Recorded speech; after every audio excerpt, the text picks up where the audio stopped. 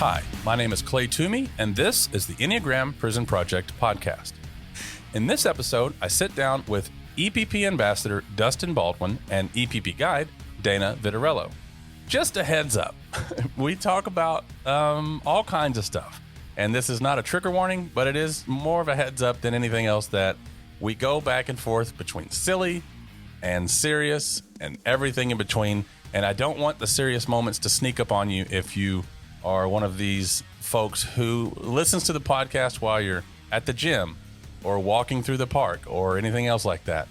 Listen to this with some level of privacy. If it helps, I'll tell you that my 16-year-old son, I would be totally fine with him hearing literally anything that we discuss in this episode.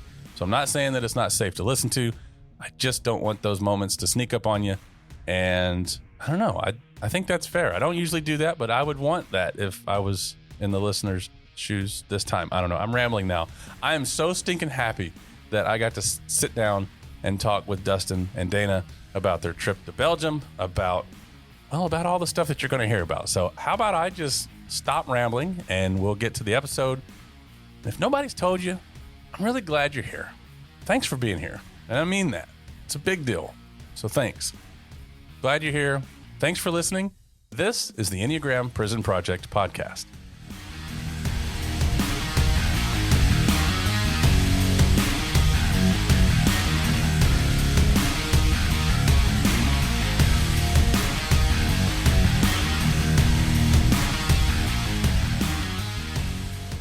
My day was very busy and full and messy with a lot of wet concrete and tile and tile saws. You're so quiet. You're so soft right now. I know.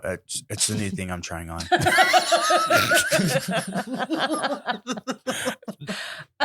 I'm not cutting that.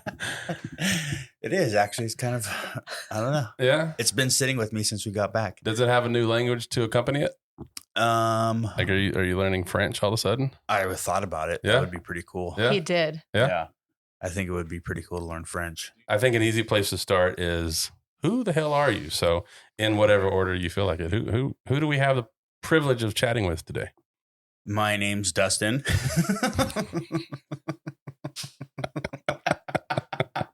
Why is that so bad? It felt very interview. Where were you on the night? So, how you doing, everybody out there? Dustin, Type 8, Ambassador for EPP. And, that's who I am today. It's who I've been.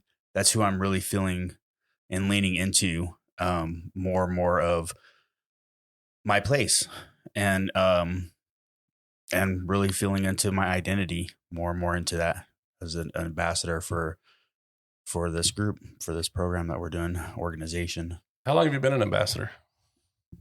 Well, officially, I guess 2 years now. About 2 years. Yeah.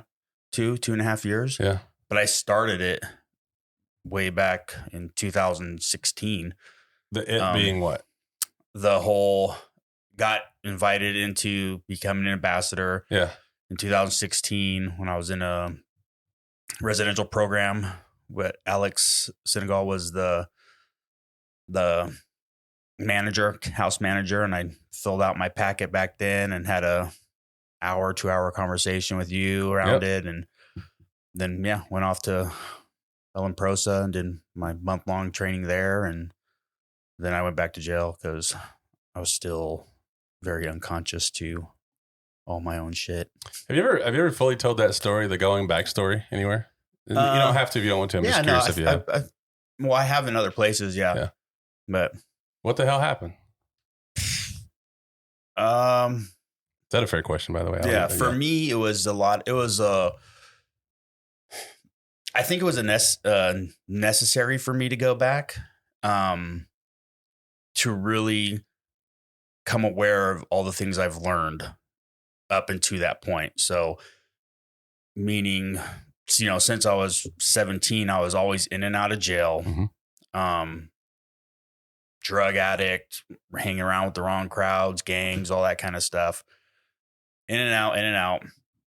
And then this last time, I actually did a bunch of programs, a bunch of classes on, drug treatment and anger management and also EPP. And so I remember, put it this way, the worst feeling in the world, which I realize, is having a head full of recovery and self-awareness and then relapsing. Like having all that knowledge in you already and then relapse. That for me was really kind of like, this is not it. This is not what I want. And so it's definitely something that I feel needed to happen for me to really kind of make that connection. As to the why it happened, I think it really just got too scary, honestly.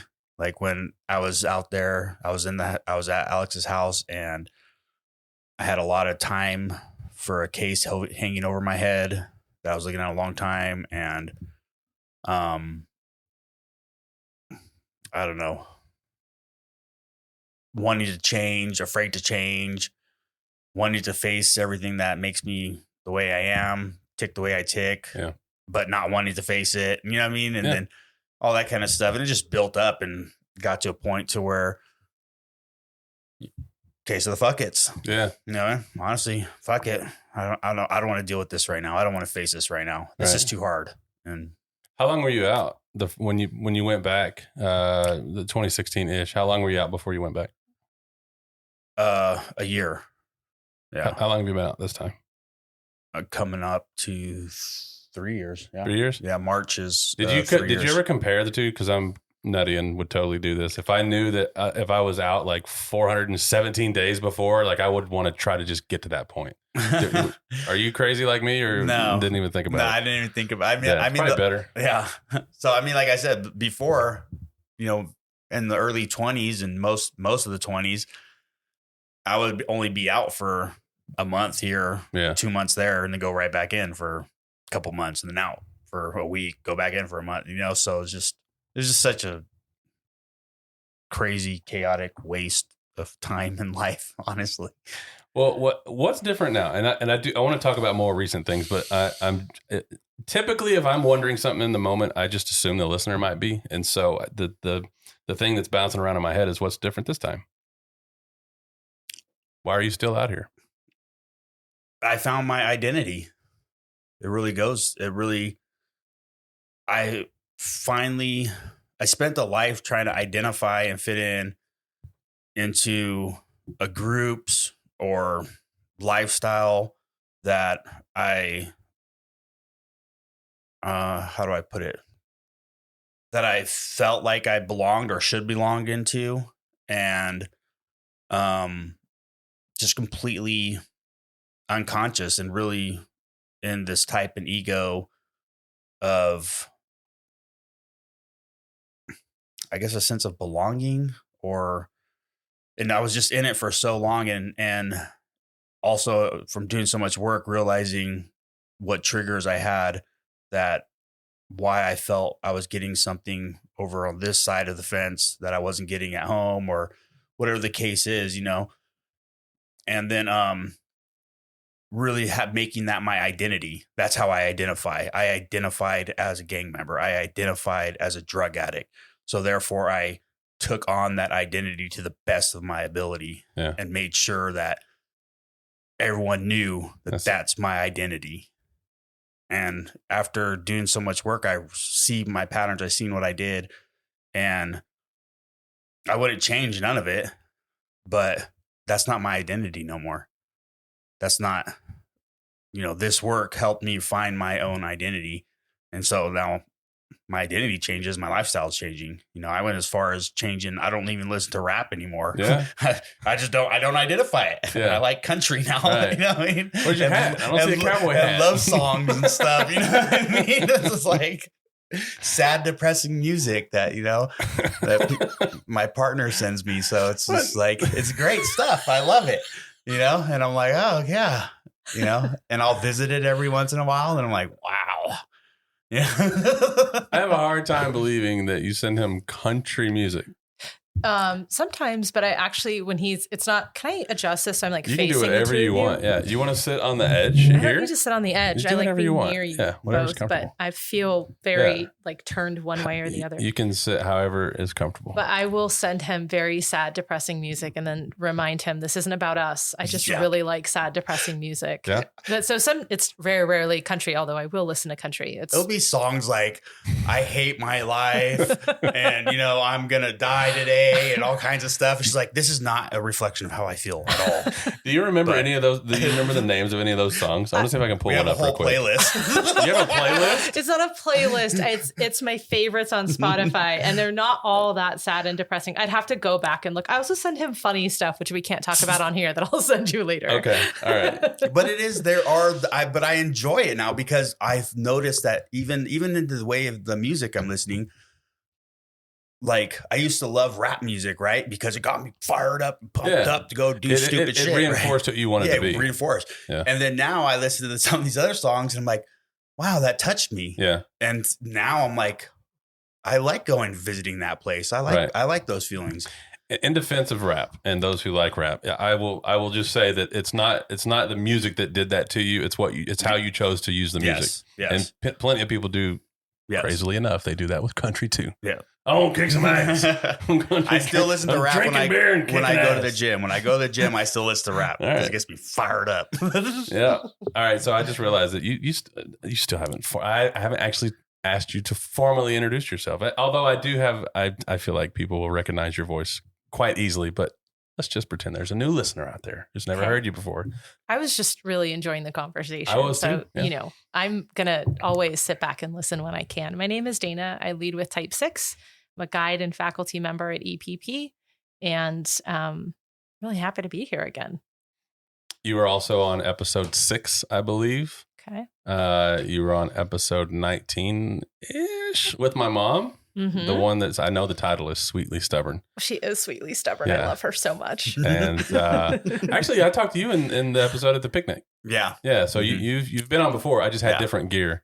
And I got to sit in the background on the Sweetly Stubborn episode. I was doing homework, but that's right. Yeah, you were at my mom's house. Yeah, y'all both came to town to visit my mom. Mm-hmm. And sorry.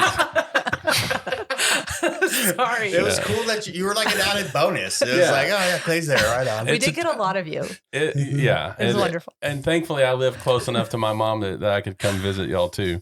And it's still so bizarre to me that my mom is just so like involved and has friends. Like my two worlds have collided in a really interesting way. I think it's cool as shit.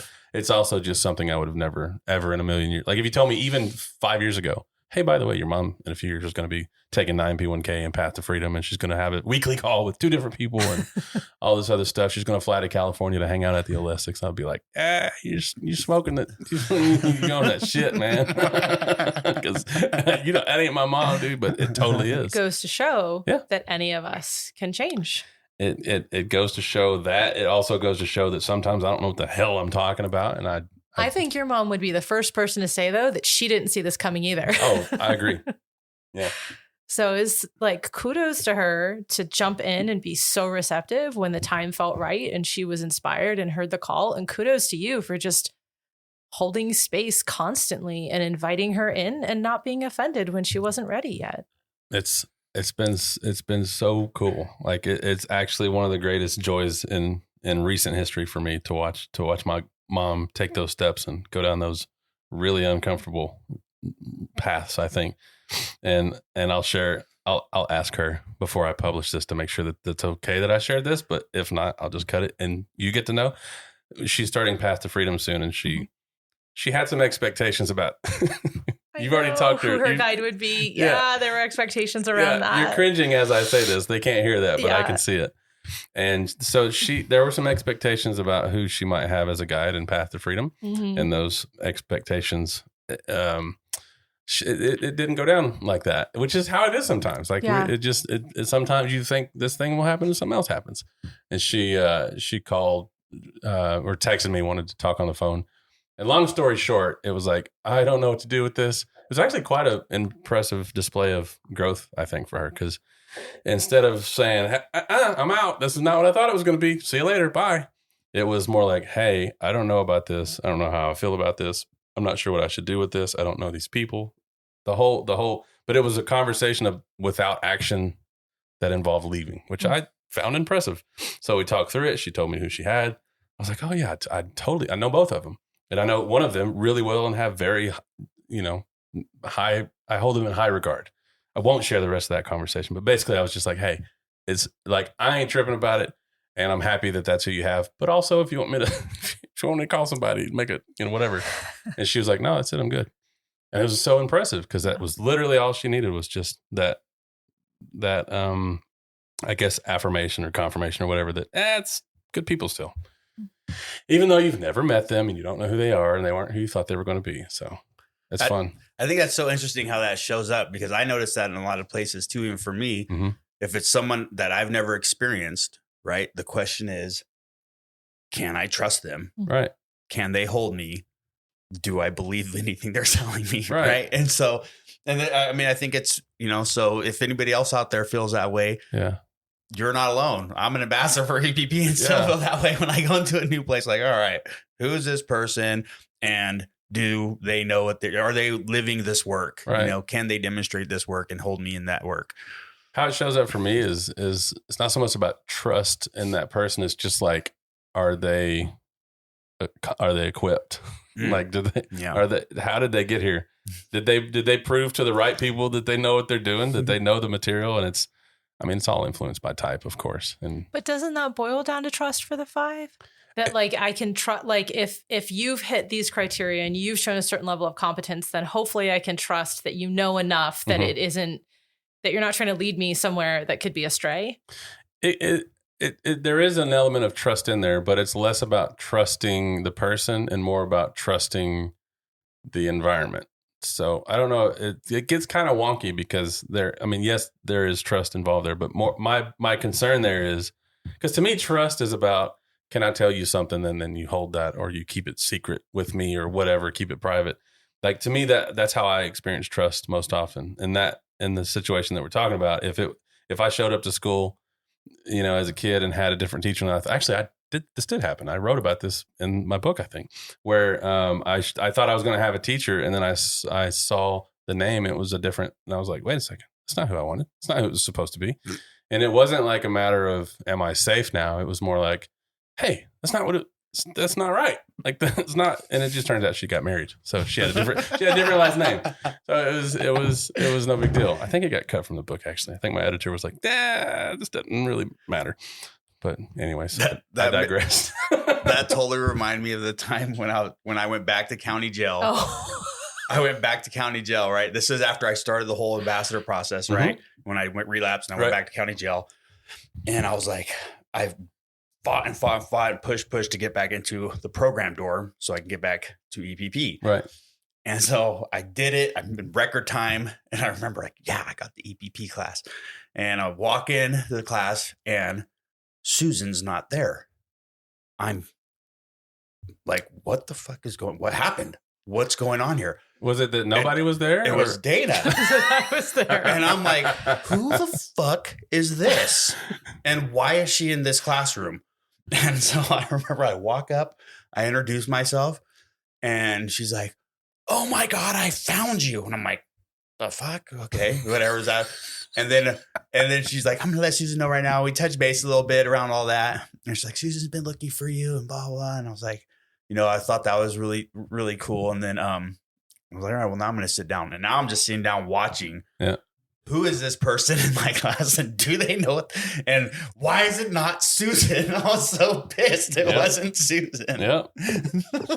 That's probably not an uncommon thing. And I would bet money that people have thought the same about when it wasn't Dana. If it was somebody that had gotten used to seeing Dana, I guarantee you, I just know how this works. Like, where's Dana? You're not Dana. Yeah. that I guarantee people have that experience with that. That's just a thing.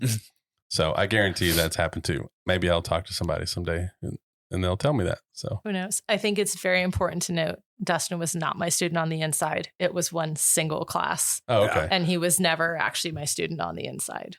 he was a participant for one day, the opening class. And then I've never actually had him in custody as my participant. We were always moving in different facilities at different times. So when you went to San Quentin after that, how long was it before? Because you just, in the county, you just gotten back to EPP and then go to San Quentin, got to start all over, right? Yeah. Well, then I went to San Quentin and then same thing. Found out that EPP was also in San Quentin and, navigated my way through that to very quickly getting back into EPP and kind of did it in record time because I was walking the yard one day and seeing Susan walking to class. And I was like, did you run after her? I ran. Get over here. That's my soft voice. And I was like, and then run up and gave her I didn't give her a big, I don't know if I hugged her or not. That's I don't think I did. Catch a case. Yeah, hopefully not. Yeah, you're likely to get shot in San Quentin if you run up to and hug. No, I came up. I was like, oh my God. And we did the little, I think we just did a little hand grab. Yes, there you are. And I was like, I need to get back into class. I need there. And so, they had the advanced class there. That was like a long waiting list to get in. And Susan's like, I'll get you in there. And I had like a ducat like the following week. Yeah. And then I was in her class back in there. And then, that was for only a couple months. And then I got moved to the firehouse. So, but then I was always excited because I'd get to pick her up sometimes because I drove the shuttle some days and I'd pick her up and drive her back to her car. A whole conversation around that. Because that doesn't sound like prison to me. You said something I want to go back to. It's just a word. I like to do this if there's prison lingo that folks might know. What is a ducat? What does that mean in prison? Oh, that's like your hall pass, pretty much. It's literally just a little 4-inch by 3-inch piece of paper that has your name and the time and date of a group or doctor's appointment or whatever that you're allowed to go to. And so if you're in a cell or in a dorm, you got to show the officer that you have a ducat in order to leave. It allows you to move and go. Is it an invitation and then you have permission to go, or is it a requirement that you go? So in other words, if you got a ducat and if you just said, I don't feel like it, what happens? Depends on the color of the ducat. If it's a pink ducat, it's usually your required ducat. And if it's a white ducat, it's optional. Optional usually, yeah. You don't have to. Are those the only two colors? I think there's probably more, but I wasn't that hip, so I didn't get all those cool stuff. No. What does hip have to do? I think because the cool people always get lots of ducats and lots of mail, and I didn't get either. So I just. Well, that's sad. I mean, the first part's funny, but the second part's sad. I know. I didn't. Yeah, it was a rough 4 years. Well, then I mean, in that case, dude, all these thoughts. We'll eventually get to Belgium. Okay, I promise. We'll get there. But I can't resist asking another question when something pops up, and just speaking to the culture of what it's like to be the prison culture, getting mail, stuff like that, and all that. How big of a deal is mail, or what's it like to be there watching everybody else get mail and you not get mail? When you hear your name called, okay, I'll put it this way. So every day, I remember when I in the dorm, when I first got to San Quentin, when I first got to the dorm, every night during mail call, more than half the people in the dorm, there's like 100 people in the dorm, but at least, 50 to 60 of them would all group up really close at the podium, the officer podium, and everyone's waiting because, everyone's expecting mail. Right. And there was quite a few times, where I would join that group. And when you're in that group and then you don't hear your name called for mail, it's, it hurts. It's sad, like it made me feel very sad. It would make me feel, I don't know, forgotten or, and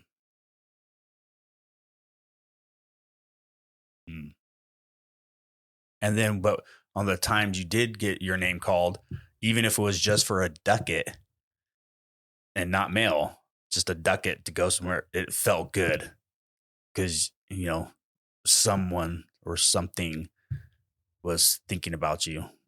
And so that always felt really, really special. I always felt very special. Yes. So what's going on inside of you right now? Nothing, just reminiscing. Since we got back from Belgium, honestly, and visiting the prison and seeing all that, I've just been noticing a lot more tenderness inside me, and then a lot more able to recall a lot more of my own experiences and how things felt when I was inside. Because I realize probably right now at this very moment that a lot of that stuff sucked and was really hurt. And so it was a good reminder for me. It was a good reminder for me to, I guess, recognize that I am right where I want to be and I'm who I want to be today. And also see or really put breath into the parts that I buried. Yeah. I didn't want to feel because, so it reminded me of a lot of that stuff. Did they do mail call in alphabetical order where you were? No. They did that with us. Oh, that's cool. So B would have been like soon, and you'd know like immediately almost. That's cool. Yeah. I wonder who took the time to do that, because our officers would not do that. It was just part of the mail sorting process. Okay. And they were they were very strict and meticulous. That's way better than I'm bleeping that, by the way. They were very strict and meticulous about how they sorted the mail by each unit, and it would be in alphabetical order. And you could see, I don't have to hang on this for too long. But you could see the hurt in people, like if their name was Baldwin, and they got to, Carter, the bees would turn around and lower their head and try to make it look like it didn't hurt while they were walking back. Yeah. And it's brutal. And it does suck. I got a lot of mail. I was super fortunate. And on the days that I didn't, it was like, what happened to me today? And I actually started keeping a log of who wrote me and when, and I got a little carried away with it. I'll admit it. If I wrote you a letter today, I would know when you wrote me back how long it took. Mm-hmm. And there was a point where, like, if I wrote somebody and they took months to write back, I'd be angry at first. Cause were you finally bored enough to think of me? Kind of stuff. And so I would wait that long to write them back. And I only did that for probably a year or so, but those were not fun times. But yeah, mail is a big deal on the inside. So anybody out there who has somebody inside, throw them a letter, throw them a postcard. Yeah. Something. I mean, anything. Yeah.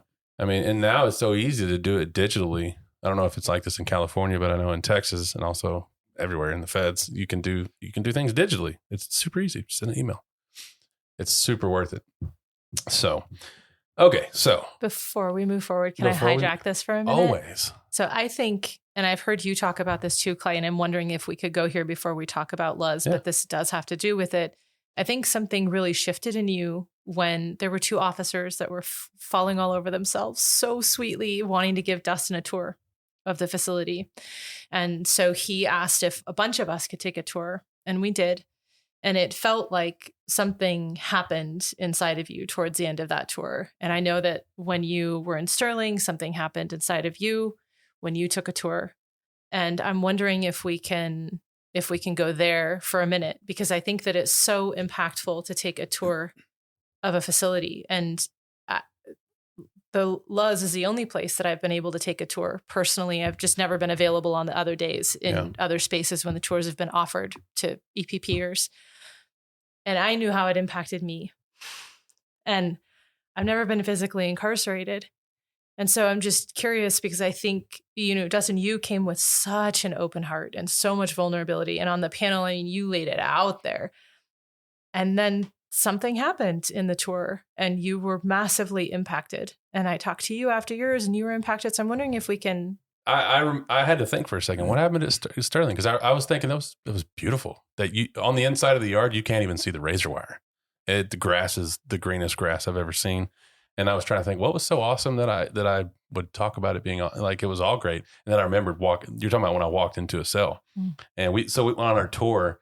We went through some of the housing units, and one place I went and we play a few games of chess, and it was super laid back and super chill. The tour was.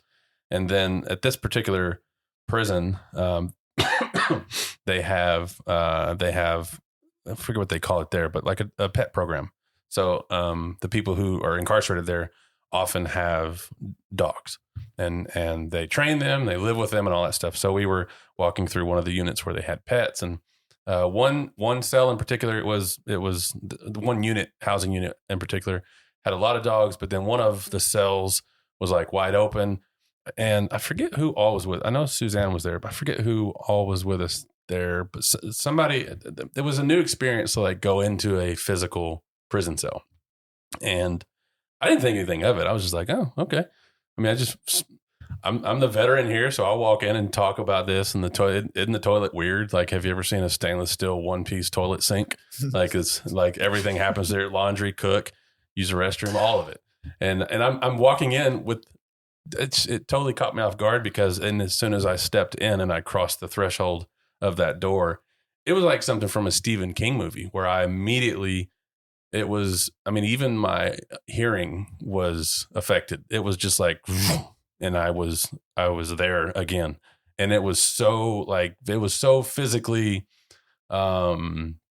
disruptive. Like it was, I literally said, nope, I'm good. I stepped back out, and it fucked with me. Like it really, really fucked with me because I felt locked up again. And I'm always disturbed, almost always disturbed when something catches me off guard like that, because I feel like I have a lot of foresight. I feel like I know when things are coming around the bend, so to speak. And when things happen that I didn't foresee or that I couldn't have expected or anything like that, it really fucks with my head. It really, first and foremost, fucks with my head because I should have known that was, of course, that's going to happen. Like, why would I? And after the fact, I'm angry. Like, why did I not even think about that? I just willy-nilly walked into this prison cell, and I felt like I was assaulted. And my body just, it betrayed me because I couldn't see right. I couldn't hear right. I was shaking and I forgot how to breathe. Like all these things just shut down. And I was like, I'm good. And all this happens in like less than 2 seconds. And, I stepped back out. I said, I'm good. And I forget who was there, which is sad because they were a big deal to me that day. But I said, that was a mistake. And they were like, yeah, can't imagine. And that fucked me up for a while. I don't ever want to feel that again. So I don't know if that's similar to what happened for you or if there was another experience, but that was a low point for me for a lot of reasons. And I don't know, that sucked. Yeah. Thank you for sharing. And I just was so curious because it's a lot to ask to invite you all back inside. I think many people who have never been on the inside in any capacity, whether they're a visitor, they're a resident, or they're a guide or a guest, any of that, I think that they really don't understand. You can't understand until you experience it, right? And it's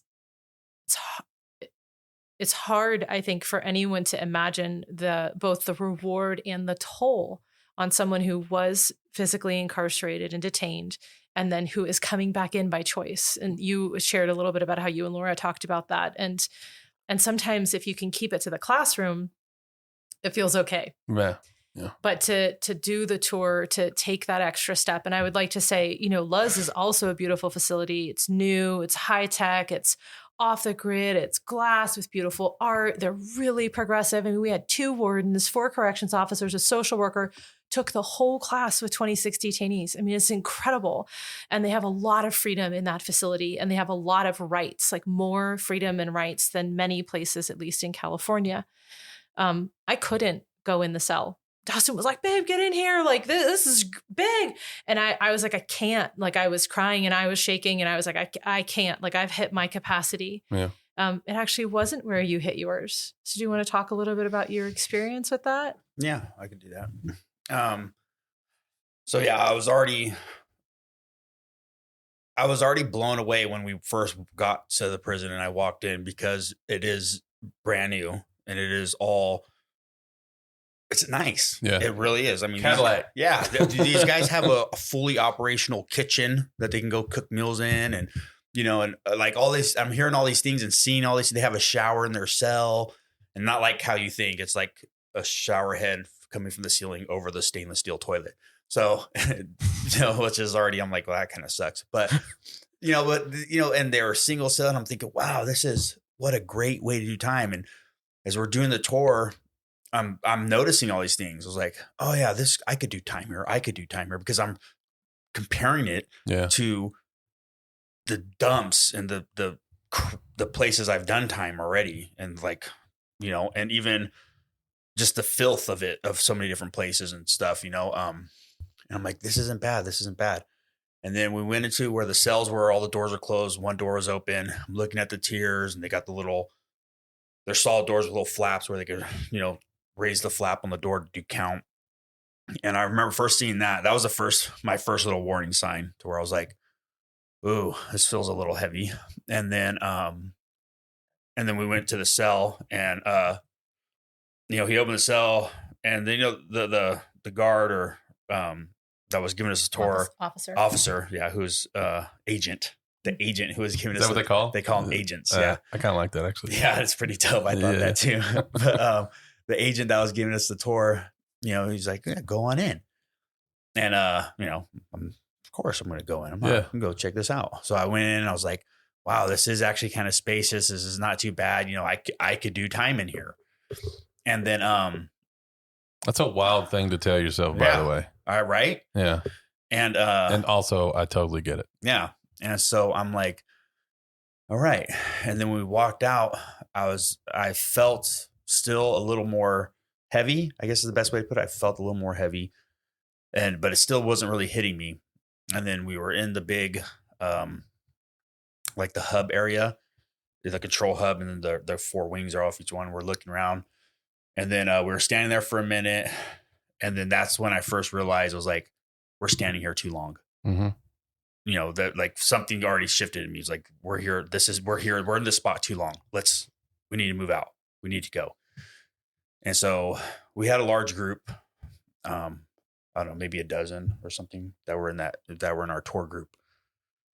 So we left the hub, and then we went into this small square room, basically like kind of like a sally port. Yeah, like a sally port. Like the doors one door has to close for the other door to open. Yeah, exactly like a sally port, where one door has to close for the other one to open. Yeah. We all smashed in there. It hit me. We all smashed in that little sally port. The door closed. Bam. And then we waited for the next door to open. And at that moment, it hit me. Being shoved in a little room with a bunch of people that can't move until someone else opens a door for us or for me. And I remember just as soon as that door closed, that slam, and the next one opened, as soon as we walked out, just a flood of different emotions, memories, came over me. And then we went back into the gym, got in our circles. And luckily it was the second half of that day, because after that, I was so far below the line. I couldn't even take notes. Yeah. I couldn't even listen to what anybody was saying. I was checked out. Yeah. I was gone. And I also remember when all the guys came back in, the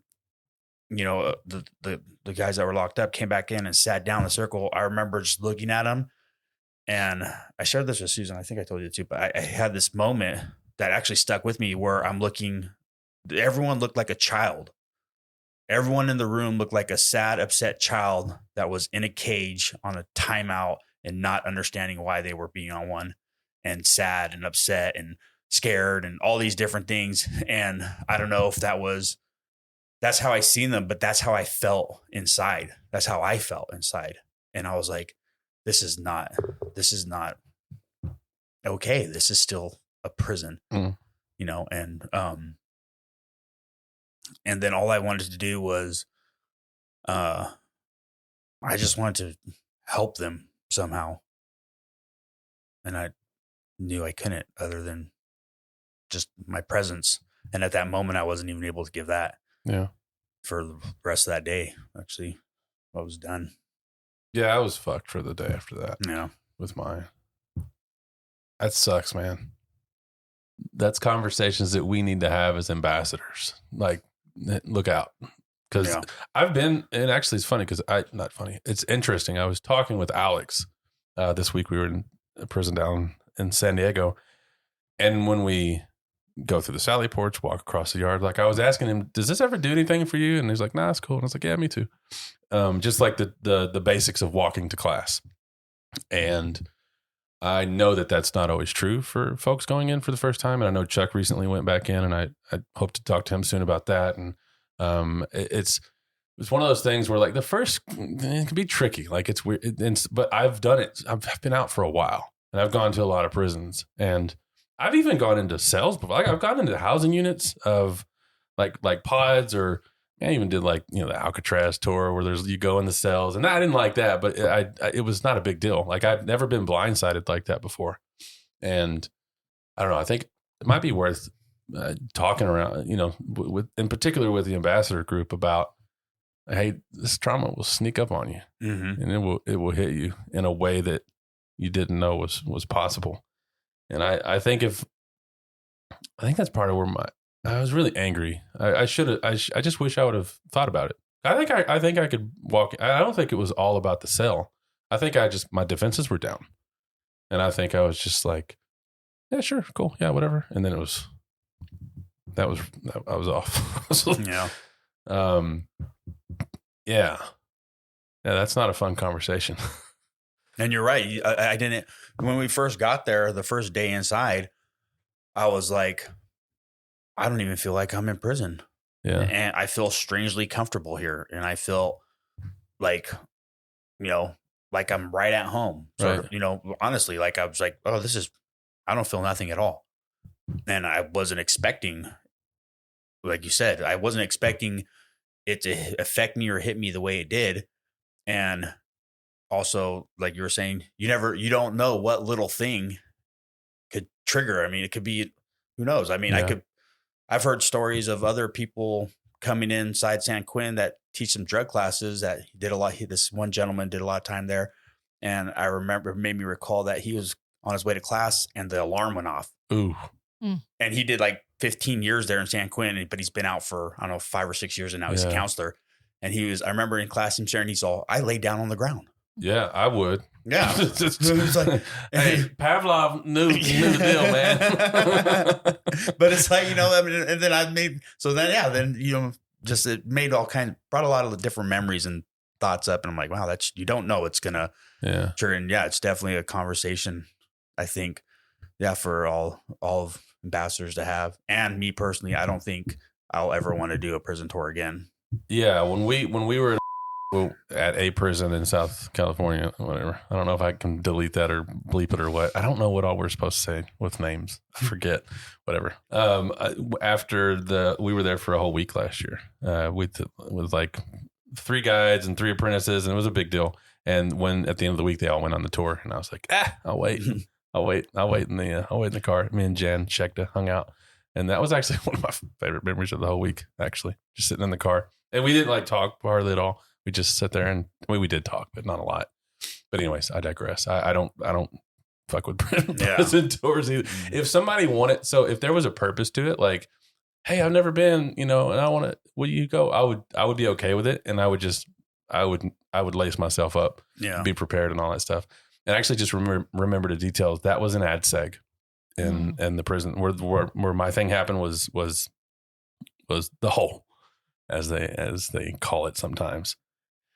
And it's just, oh man, I'll never do that again. That's for damn sure. But Yeah, I think in sound, there's something about the sounds because we talked about in one of the check-ins this week at the class that we were in on the inside. All the things that happen around prison don't bother me that much, like the concrete, the bricks, all the different things that sometimes the COs are kind of wonky. Doesn't bother me at all. Like I know we've had some ambassadors who've tripped smooth out because of the behavior of some of the COs. And rightfully so, because it's a trigger. It's a legit trigger. So I haven't experienced that. But those fucking keys, man, the sound that the keys make, the jingling, and I think they do it sometimes just to fiddle with it. Mm-hmm. And it's a problem. So we talked a little bit about that this week as well. But it's a trip. This is not on topic. So if there's anything here you want to keep going with, but you said agents is what they call the COs there, or the agents, I guess. Do they say a different word for the inmates there? Detainees, right? Mm-hmm. Yeah. Yeah. I've heard Sean Philippe. Mm-hmm. Yeah. I've heard him say that before, but he's not at that prison now. So is he? we were at Luz and he just went back and he's now the warden at Marsh, which is a facility still in Belgium. Okay. And also it's a progressive facility. They have a lot of freedoms, a lot more time out of their cell, I think, than they do in Luz. And so those two facilities are very progressive facilities. So is that, I don't know a whole lot about the Belgian system. Does that language go throughout? Like, do they use that kind of stuff everywhere, or is it specific to where those people are? I'm not sure. I think they use it in most places there is the feeling that I got. And knowing that they also use it in Marsh and in Luz makes me think, and it is kinder languaging. It's like residents, detainees, officers, agents. Yeah. And, prison is prison. Yeah. Some are significantly worse than others, right? And a lot of the guys in our class were like so grateful to be there, like so grateful to be in that space. So I don't want to diminish the work that they're doing, the facility, the humanity that's there. And you're still locked up. So that piece, that knowing, it doesn't leave. And neither does the trauma that's housed in the walls. Yeah. Yeah. I don't like it. I don't like it. A hard reality to stay with. And I think that when we go inside, especially when we're guiding and ambassadors being the co-pilot in that space, it's easy to want to compartmentalize those things. And when we can stay present to that, everything is so much richer, so much deeper. And it really shows the gravity of what we're all in this space to do together, which is freedom and liberation, even if actually physically I'm locked up.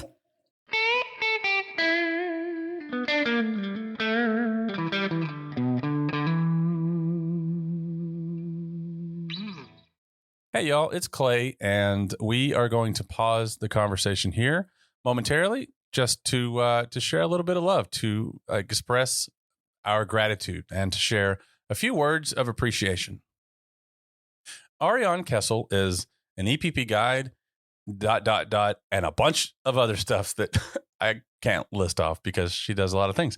She is, I'm probably understating this, but she's kind of a big deal with regard to our virtual programming, and in particular with our French-speaking folks. I spent a week with her in Southern California at a prison there, and I just can't say enough nice things about Ariane. She is extremely, oh boy, when you think about heart types, her heart is in this work. And, I speak very openly and honestly about prospective guides and how important it is for you to lead with who you are rather than what you know. And as a type 5, a head type, someone who, like, that's borderline blasphemy in my, head type circles. And it's just true. Like, who you are is so much more important than what you know. I've seen Ariane in work, in action, on the inside, with folks who are trying to be liberated from the prisons of their own making. And I'm glad she's on our team. And I'll summarize it by saying that. And I'll share a few other folks who would like something to say here too. And by the way, this is not all in English. There's a little bit of English, a little bit of French. And at first I thought maybe we'll translate this. And I've changed my mind. I actually think that you don't need to, I don't think you need to understand all these words. You can feel the love, you can feel the appreciation, even if you don't know what the words mean. I think you'll see what I mean here in a few moments. So enough from me. Let's move on to other folks who would like to share with you their words of appreciation for Ariane Kessel. Oh, where to start with Ariane? I still remember meeting her years ago on a bench outside of San Quentin. We were both waiting to head in. I immediately fell in love with her with no idea how much I would grow just knowing her. We used to be able to guide together in person before COVID, and it was such a treat. I learned so much about guiding from her, about how I wanted to show up in the classroom, how I wanted to hold everything that was there. She has this capacity to just stay in it.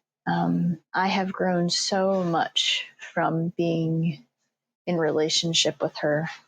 I have, she's invited me into parts of myself that I didn't know I could be with. I could say so much more about very practical things and her skills and all of so many things, but really that's what sticks out to me. And that's been life-changing for me. And I am so grateful for Ariane and what she brings to this project and to me personally. Ariane. Ce que j'apprécie chez Ariane, la première chose qui me vient, c'est son grand cœur. Son soutien aussi. Son professionnalisme, à quel point elle veut que les choses soient bien faites.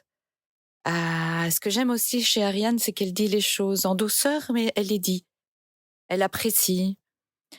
J'ai pu apprécier aussi son grand sens de l'organisation, de la coordination. Même si elle dit que ce n'est pas son fort, elle le fait et elle le fait bien. Ariane, elle est à la fois exigeante et bienveillante, et j'apprécie vraiment ça chez elle. Et plein d'autres choses certainement, mais ce sont les principales qui me viennent ici. Ariane Kessel, I would love to share some appreciation for Ariane. I've had the great pleasure of working with Ariane over this past year in a number of spaces. We were together at RJD holding apprentices in the program there. We've worked in Guide Development Circle together and a few of the XP circles over this last year. And the things I've grown to appreciate most about Ariane, well, first I should say she's definitely one of my go-to people around EPP when I have a question or when I need help with something, or when I need somebody to kind of partner up with that I know is going to be reliable and professional. Ariane is absolutely like the first person that often comes to mind for me. Because we've had so many really positive experiences working together. And the quality that she brings most that I really appreciate, I'm sure others will mention some other things too. I find that she brings just a lot of balance and perspective to conversations in a way I really like. But the thing that I think is so beautiful about Ariane is her advocacy. She very intentionally tries to give voice to the voiceless, and represent them to whatever other groups need to hear their message. So that might be a participant in one of her programs. It might be an apprentice that she's giving voice to. It might be guides in general. It might be, people from a certain region or background with their guiding. It could be for herself at moments. But she has this really beautiful quality of being able to stand in and, advocate for herself or others when more understanding is needed. And I really appreciate that and admire that about Ariane. Hi, Ariane. This is Sue. There's so much I appreciate about you. I love that you just are always so caring and making sure that we're taking care of ourselves.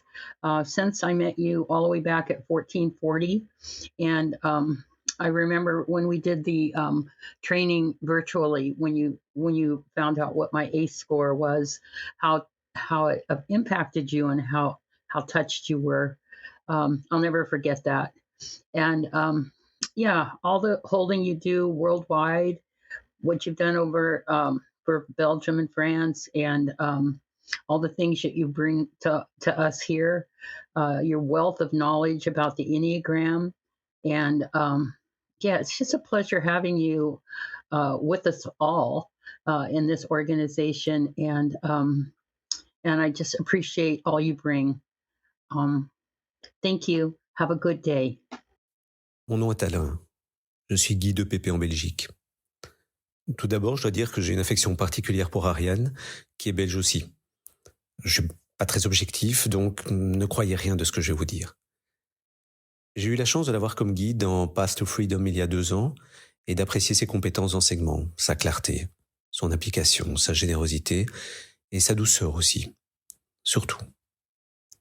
Mais mon souvenir le plus récent et le plus marquant est une session du GTP 8 il y a quelques mois, durant laquelle j'accompagnais avec elle 2 étudiants. J'étais très touché par son souci du détail, son exigence, ses conseils pertinents et toujours si bienveillants. La façon souriante dont elle prenait les apprentis par la main, comme une guide, vraiment, en leur éclairant le chemin. J'aime beaucoup les métaphores, et celle qui me vient pour Ariane est précisément celle d'une lumière. Attention, pas un gros spot, plutôt une chandelle délicate et forte, qui dispense sa lumière subtile mais chaude, pénétrante à certains moments, enveloppante à d'autres, scintillant au gré des reliefs comme une chandelle dans le vent. Continue à danser dans le vent pour nous, Ariane. Longtemps. My name is Alan. I'm an EPP Guide in Belgium. First of all, I have to say that I have a special affection for Ariane, who is Belgian also. I'm not very objective, so don't believe anything I'm about to tell you. I had the pleasure to have her as a guide in Path to Freedom 2 years ago, and to appreciate her teaching skills, her clarity, her application, her generosity, and gentleness too, especially. But my most recent and most vivid memory is a GTP 8 session a few months ago, during which I accompanied 2 students with her. I was very touched by her attention to detail, her high standards, her relevant and always so benevolent tips, the smiling way she took the apprentices by the hand like a guide. Really, by lighting them the way. I love metaphors, and the one that comes to me for Ariane is precisely that of a light. Not a big spotlight, but rather a delicate and strong candle that dispenses its subtle but warm light, penetrating at certain moments, enveloping at others, shimmering according to the reliefs like a candle in the wind.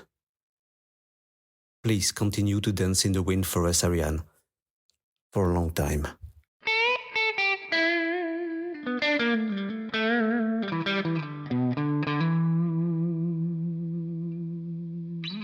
I actually want to talk about trains, planes, and automobiles with Mr. International here.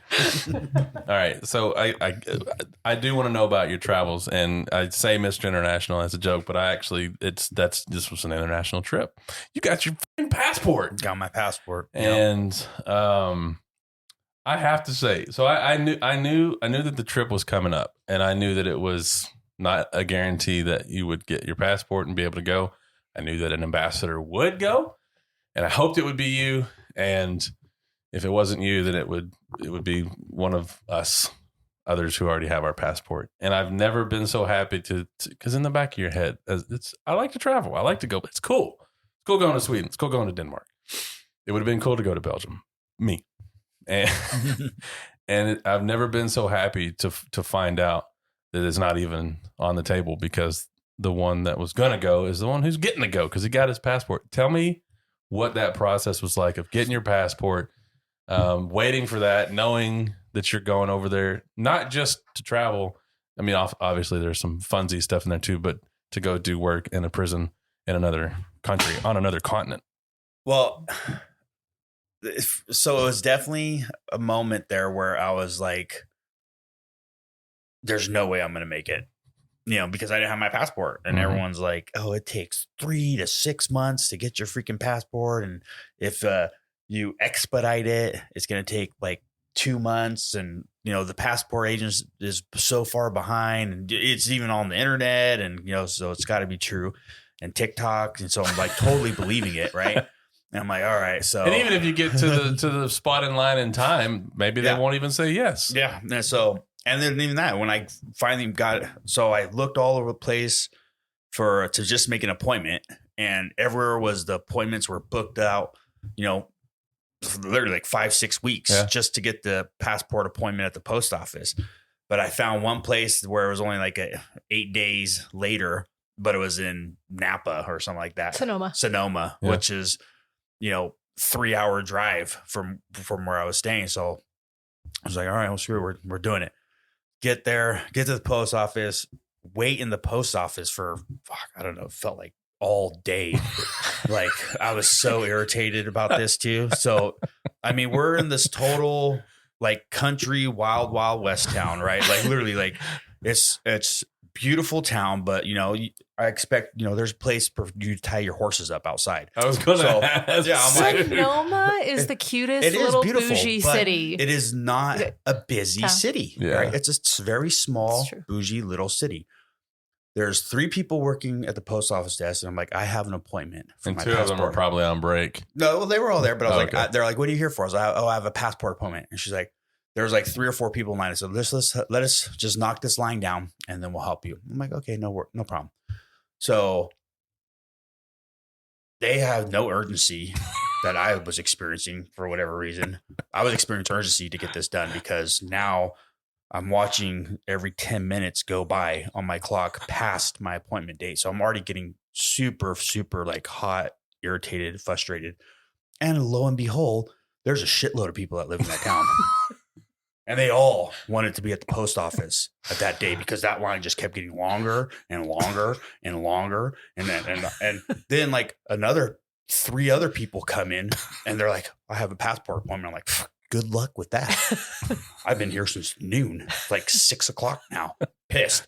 And they're like, what? I'm like, I'm not joking. I've been here all day and they're waiting for this line to go down and people are still walking in. You know what I mean? I'm like, at what point did enough people walk in? Yeah. And it never happened. So I don't know if they felt the darts I was throwing at them through my eyes or what, but I was clearly frustrated. And, but I even found a chair and sat down in the middle of the room. I did all kinds of stuff. And so finally they see me. And so I got my passport and I'm like, oh yeah, it shouldn't take too long. And so still I'm worried about it, because we had to buy the plane tickets and the date's already coming. Right. I got my passport in 2 weeks? You got it super fast. Super fast. Like, did you know that it was going to be a yes before you got it? Or no. Or it was okay. No. So it wasn't just a matter of does it get here in time? Yeah, it wasn't just, I didn't know just because I've never applied for a passport. Right. I don't know if. Yeah, why would you? You come back to jail every what 3 record weeks. holds. All I knew is that that was funny. I don't give a damn. I don't give a shit. That was funny. All I knew is I didn't owe child support. Yeah, and that's the big one. That's what I heard. Funny enough. You told me that. Do you owe child? I was like, no. And so, and I was cool. So then I just child support and restitution to the government. Yeah. And I didn't owe neither. I don't own neither. And so I just figured that now it's just going to be waiting for powers to be to get my stuff pushed through. So I was figuring maybe not, but it was super quick. And then I took that. I was like, oh, this is a sign that I'm meant to be on this trip. And so I would also like to say he waited an hour and a half. It was not a full day or even a half day, but to him. Well, the post office doesn't stay open till 6, so I was going to let that slide, but it was an hour and a half, and they tried their best. And I missed my lunch. I had to wait longer then I had a dinner. You do get lunch. hangry. Yeah, very hangry, which is already upsetting. You can see me. I don't miss meals. And that day I did. At the post office, did you try using your inside voice? Or you didn't have that yet? I didn't have that at the time, no. Okay. But there was a really cool couple that was also waiting. I was already there a good, 2-3 hours? At least 7 hours. 90 minutes. 45 minutes. At least 7. It was a only long 90 time. I thought you camped there overnight. That's what we could. Yeah. I should have. Yeah. I had a blanket. But it was they were there and they were owners of some restaurant. I don't know what made me think of that, but they were owners of some restaurant, and they were talking about these delicious foods they were making. That's what made you think of it. Remember when I came out? You did. You came back to the car and you talked about the food, and you Yeah. were like, "We have to go to their restaurant," but you didn't get the name of it. No. So we can't. No, because that would be weird. It's like you don't just walk up to people. When the food sounds good, you Yeah. ask what restaurant they ask 'em. own. I was too focused on Too hungry. how much longer am I going to be at the post office and how many more people live in this town. So you got your passport. You know that it's a green light to go to Belgium. Mhm. Belgium is a felony friendly country, Yep. unlike Yep. Canada and Australia. And a few others. No pressure. This is my inside voice. In a world where felons can't go to Canada. It's my movie trailer voice. I don't know. I don't know why I did that just now. So you know that the trips that go, you're booking tickets, and what was the trip like, and what's it like traveling as an ex-con? I think it's a lot like traveling as not being a con.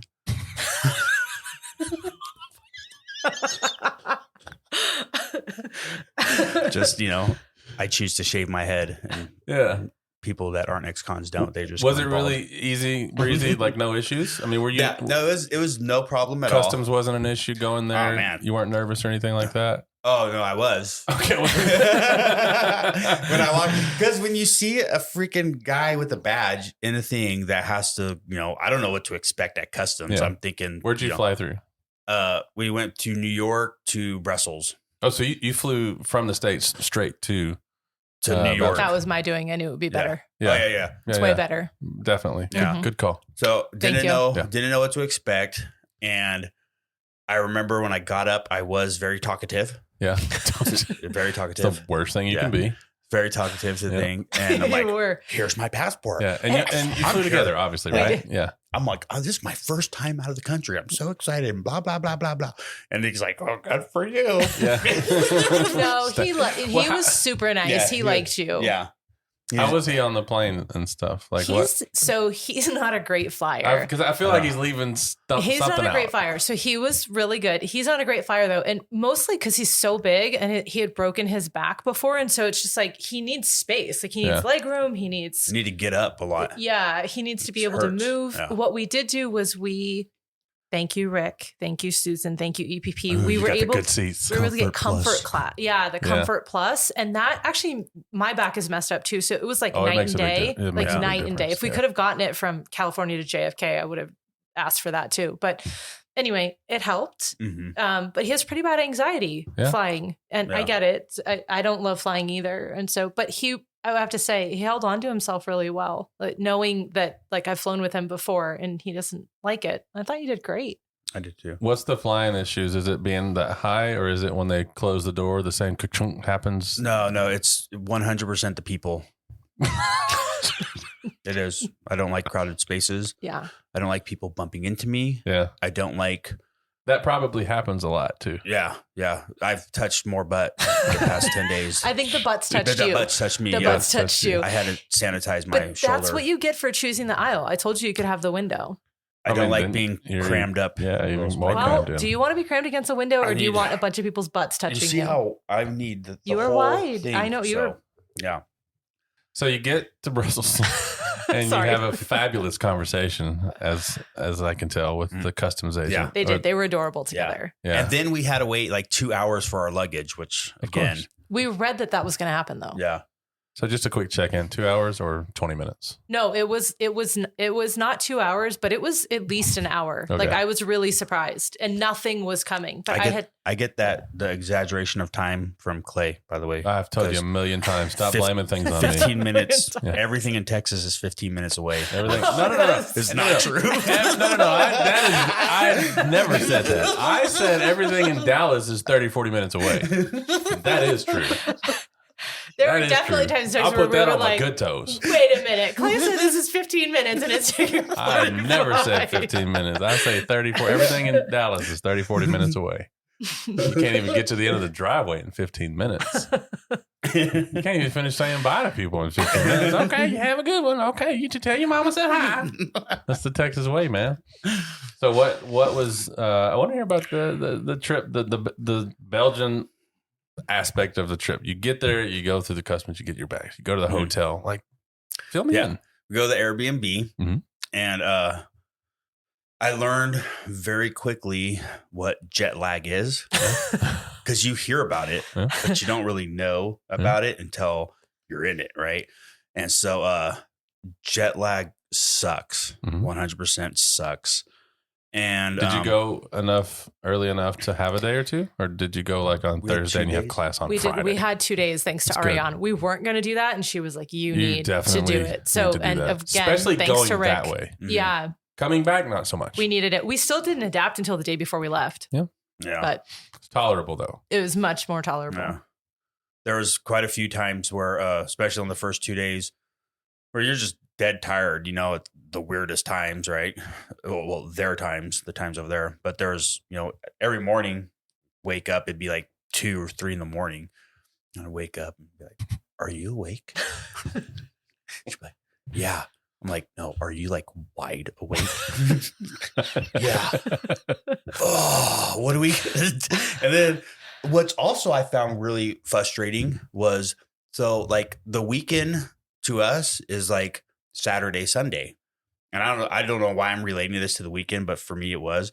To them, it's like Sunday, Monday. So everything's closed Sunday, Mondays until like in the afternoon. Okay. Which when you're a coffee drinker, that really blows, especially when you've been up since 2 a.m. There's no coffee. So we were searching for anywhere for coffee at, these random hours, and which actually led to a really cool adventure, because we found a coffee place like, "Oh, this place opens like at 6 or 7. And we had no information on other than, I don't know, Java 6 a.m. open. We're like, cool, we're going there. 10-minute walk.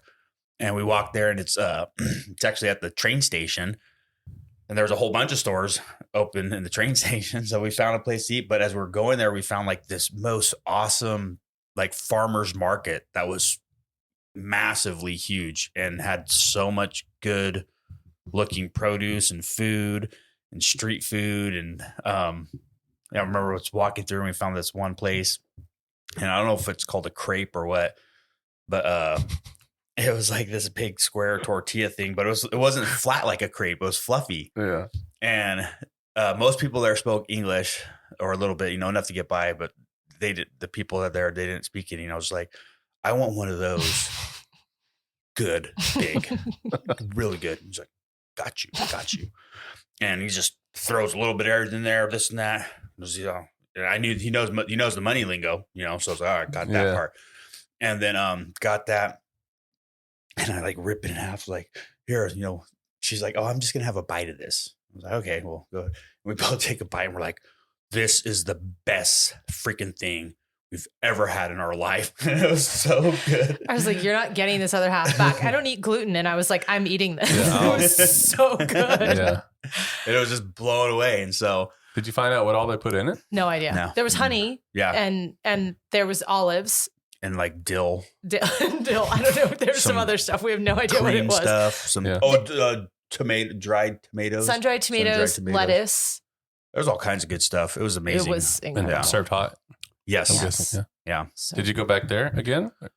No, actually, after that, everywhere I seen a bunch of officers, I wanted to go there because I was like, they know. Oh, yeah. There were a lot of police around the market. And so he followed them from food place to food place because he said that they probably know the good food. So are you telling me that the American stereotype of the police law enforcement having an understanding of the pastry industry? Yeah. Got to be worldwide for me. These officers it was potato and meat. Yeah, they were at a meat meat and potato. That's That's literally what I eat. You would have loved. It was some good freaking This was meat. the most incredible market I've ever seen. I would fly back to Brussels just for the market. Yeah. It was amazing. Mm-hmm. So one thing that I know, I don't know a whole lot about Belgium or Brussels in particular, but I do know that they have a rather unusual custom with their statue situation. The mannequin to piss. Yes. If you're on my Facebook, friends, you've seen some of the must-see sites in Belgium. That's where I didn't see I didn't see any of that on Facebook. I just know that from old school work days. Yeah. Just related stuff. So I just know how many, they're everywhere, right? Yeah. Yes. I mean, Yeah. explain it for those who might not know. There's a lot of penises It's carved in the most randomly places. it's true. And It's they're kind of everywhere. weird. Yeah. But Kind of weird. the mannequin to piss is like a little. That's how you say it. Okay. I could be wrong. No, I Hopefully, think you're right. It's just fun. I've never hopefully heard the name, so just Alon or like, Cecile will correct me in this if this is not it. But like, he had the whole history when we went with him. But it's like, was this little mannequin, and then it's like a little baby, It's a small basically. boy. And he's peeing. It's like 1.5 feet tall. Yeah. Because in the pictures, you think the way it's talked about, you think it's going to be this huge statue. No, it's the size of a 2 liter of soda. It's very small. And it's a water fountain. And it's right? yeah, and so it's literally like It's it a looks like little boy it's peeing. literally peeing. And it was. Is there just one, or are there interesting. several? So there's the one that everyone goes to and gets pictures at, but then there's other ones that you see. And so he got in the souvenir shop. Oh, yeah. He got half the people that he knows the little mannequin. They all Okay. got a little It wine was top, very little boy exciting. peeing wine top holder. I got my son a little statue of the little boy peeing, and he even looked at it. He's like, "What is this?" Yeah. And I was trying to explain it to him. And he goes, "You're so weird that you got this." And Yeah. then he went along. He's like, "Well, I guess it'll be a good conversation starter." Sure. And he put it on his desk in this room. I mean, you could also, what are those things called where you have like a bottle of alcohol and you put a thing in it to Yeah, pour it, like a that's- little spout? Oh Yep. yeah. Ooh, that comes out. That's That a pees good out. idea. Ooh, I bet They didn't have I bet that. They didn't have it at those. the stores that we Okay. saw, but I might have bought that actually. Yeah. yeah. Look at me being creative. I think you should actually create. There's that. no way I'm the first person to think of that. Well, It is a very small little boy, so Yeah. you wouldn't I get mean, much out of that pour. But, it's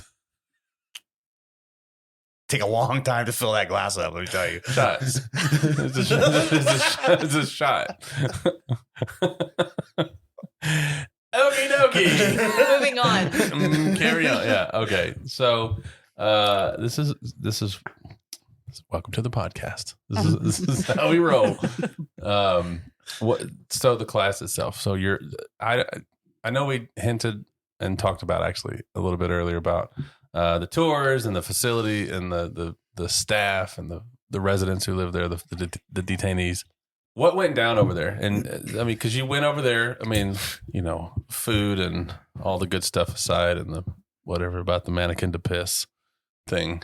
This was official EPP business. Mm-hmm. So what went down? What did you go over there for? What happened? What was the point? Do you want me to start? Mhm. So it was really cool. So we just finished our GTP 8 not too long ago, which Clay, you were a part of. You were my co-pilot. And for the cohort that was taught in French, they were all going to move forward. So sometimes we put people in the practice patch, we put people in other spaces. They wanted to move everyone forward. So we broke it That's a lot of people, isn't it?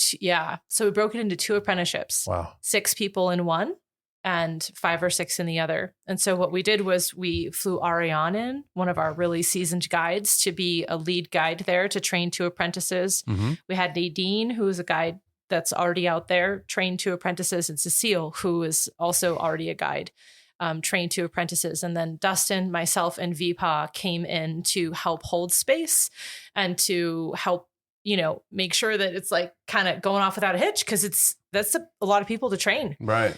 And the facility is Scary math. Yeah. And the facility is incredible and receptive. And, there's no lockdowns and every pathway is paved, and the warden's meeting us at the door and they give kisses on the cheek, and they've got coffee and tea and pastries and nuts and fruits. And What did the detainees it's wear? incredible.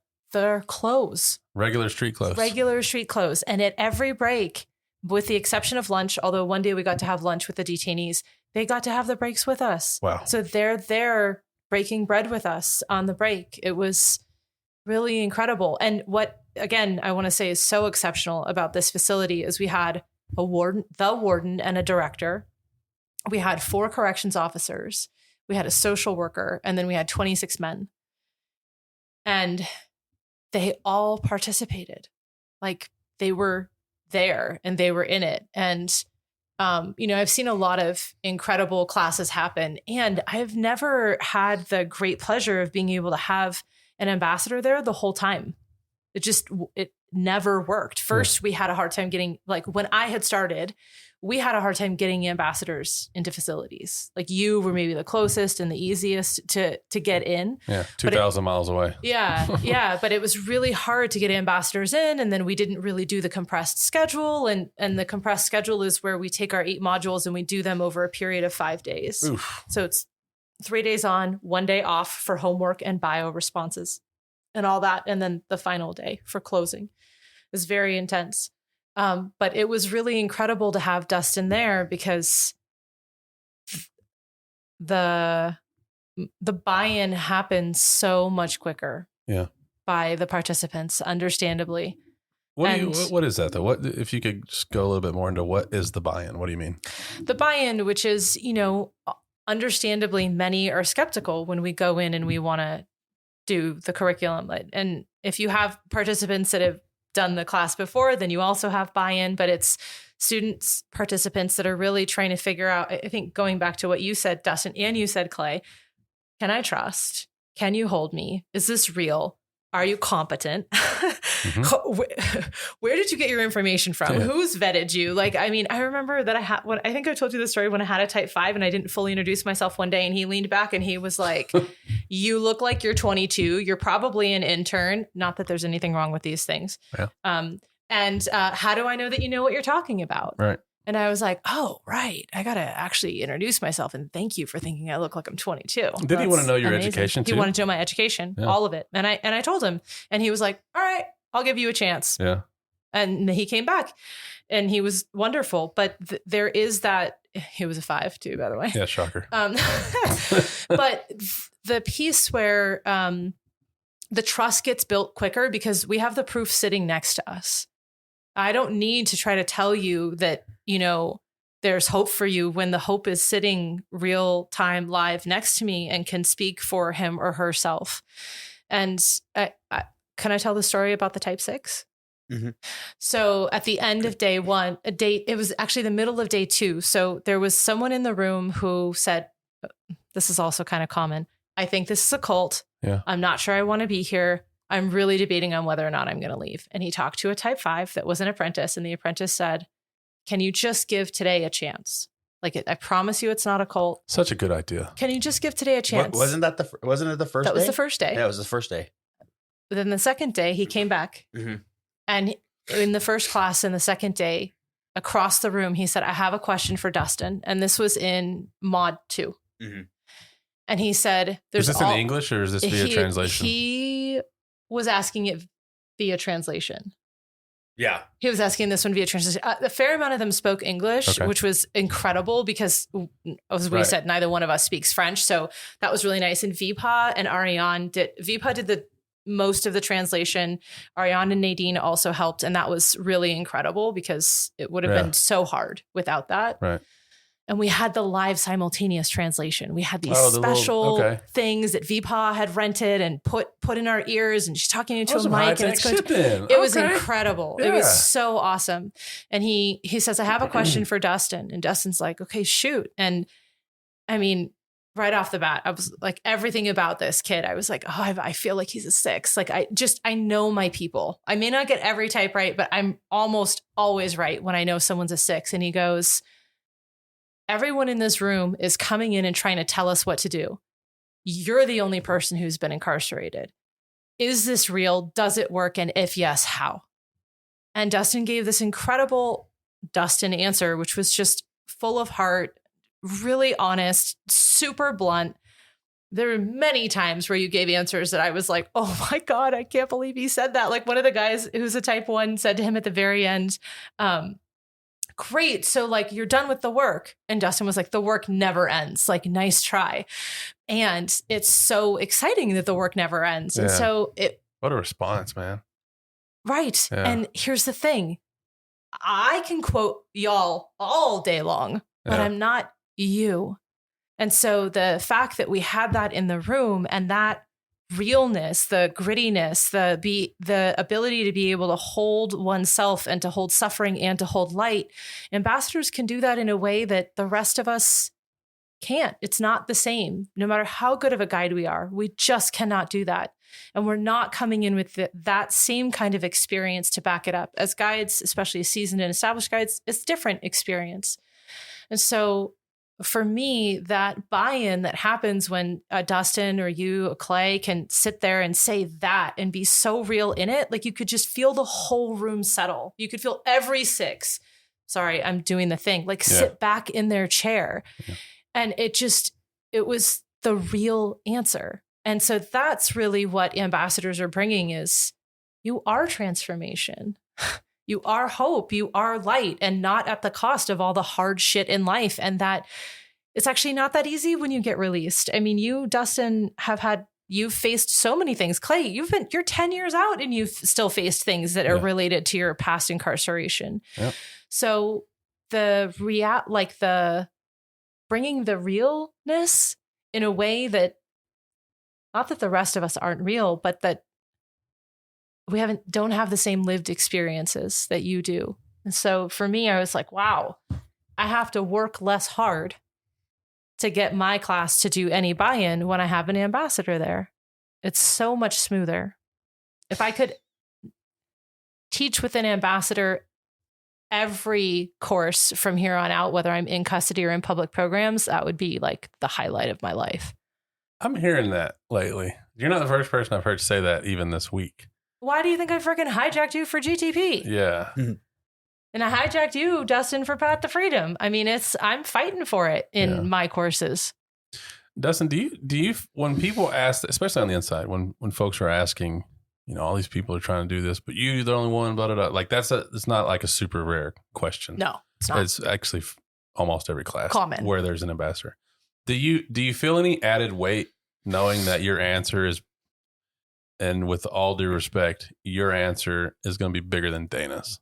Like they're going to listen to it in a different way. And I'm not saying it means more, but it carries more weight. I will say that it does. You can say that all you want. I'm just saying that what you say, they will hear differently and probably more. Do you feel any added weight, or is it just another conversation for you?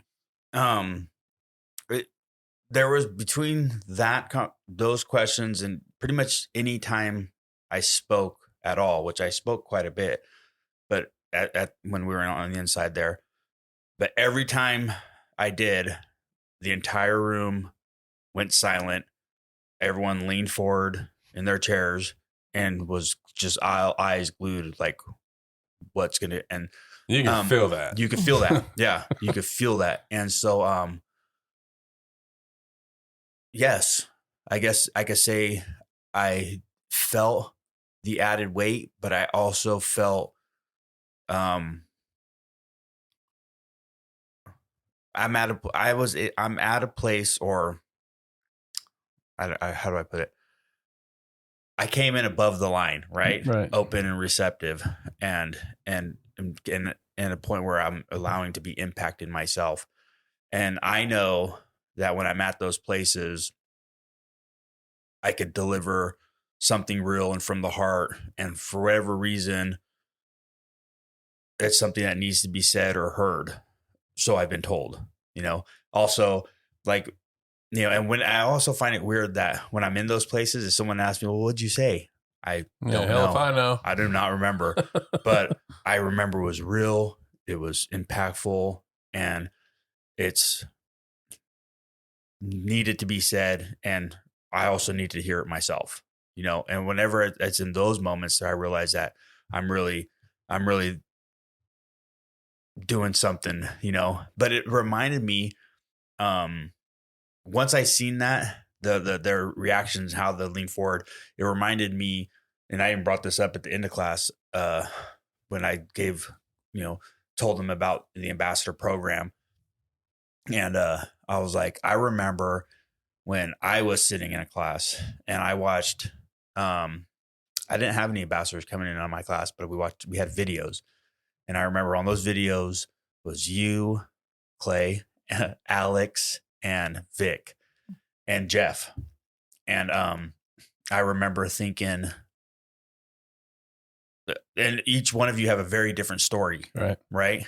But all I remember thinking was like, I never want to be, or still don't want to be, any one of you guys. Right. But I wanted what you have, that freedom of not just of making it on the outside, but what you guys were talking about was all in line with the thing I'm taking. And that was the proof that I needed. That was like, this is something real, you know? And without that, if those weren't there, I could honestly say, well, I can't honestly say, but knowing myself, it would have just been another class. Like if I didn't have those videos with you all, the ambassadors that came before me, speaking about this and how it's affecting their life and this and that, this just would have been another class that, you know, still would have had a great impact on me. Sure. But I don't know if I would have called when I got out, you know, called the, you know, Susan or EPP when I don't know if I would have. I'd like to think I would have, but I don't know if I would have, because, well, not because the videos of the ambassadors gave me a goal, you know, gave me something to look forward to when I wanted, or something to accomplish, to reach, not the title, but to be in the work and knowing that it's possible, it's real. Yeah. So, and it felt really, I guess the word I'm going to keep going to is heavy, because I don't know how else to explain it, but it felt very heavy knowing that I was in that spot for so many others in that room. And, but super rewarding, a little bit like, and very, very humbling. Honestly, I guess that's the best way. It was super humbling for me. And, once I really realized that, that's when I got my soft voice. Which is true. That's when. When did you realize that? When do you think that impacted you? Like, when do you think you had that realization? Probably by day 2. Probably after I was asked that question on day 2. Honestly, when our type 6 leaned in and asked me directly that, because he actually cut the class off. The class was moving. They were already moving to the next thing. And he goes, well, I got a question. Yeah. And it's not about this. Yeah. You know, it's for Dustin.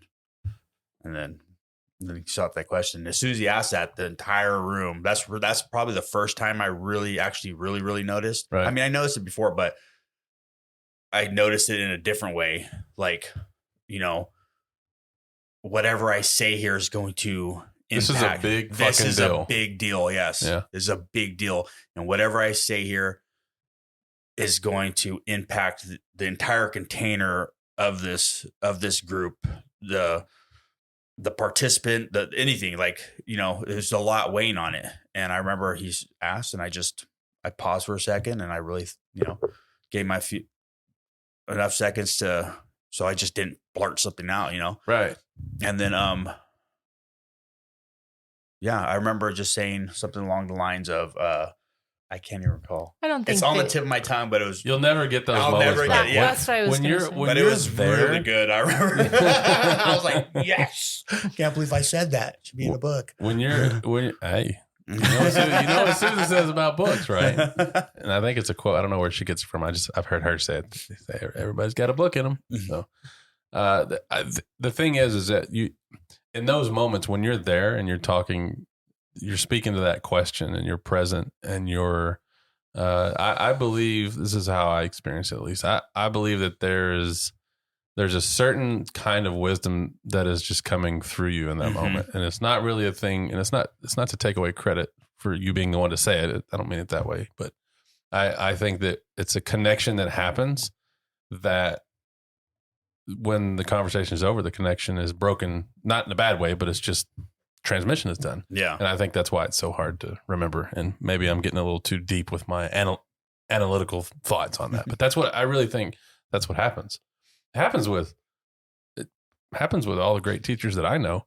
Yeah. I've seen Russ say some stuff and then later be like, hey, what was that? Say that again. I'm trying to take notes. It's like, fuck if I know. That's just how it is. You can remember the idea. You can remember like kind of sort of what you were thinking, but you can't can't recreate that. So that's a normal thing. I was about to ask you a question and you took a drink. I was going to totally put you on the spot. What's that like watching that interaction for you?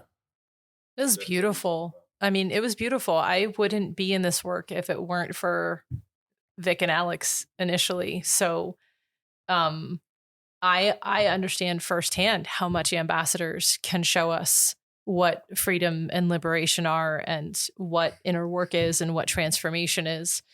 And it was, you know, I said this to you, Clay, and I really feel like this is true for you too, Dustin. Like, the more I see the two of you lean in EPP and take up more space, like, the more I feel both of you settling into yourselves. And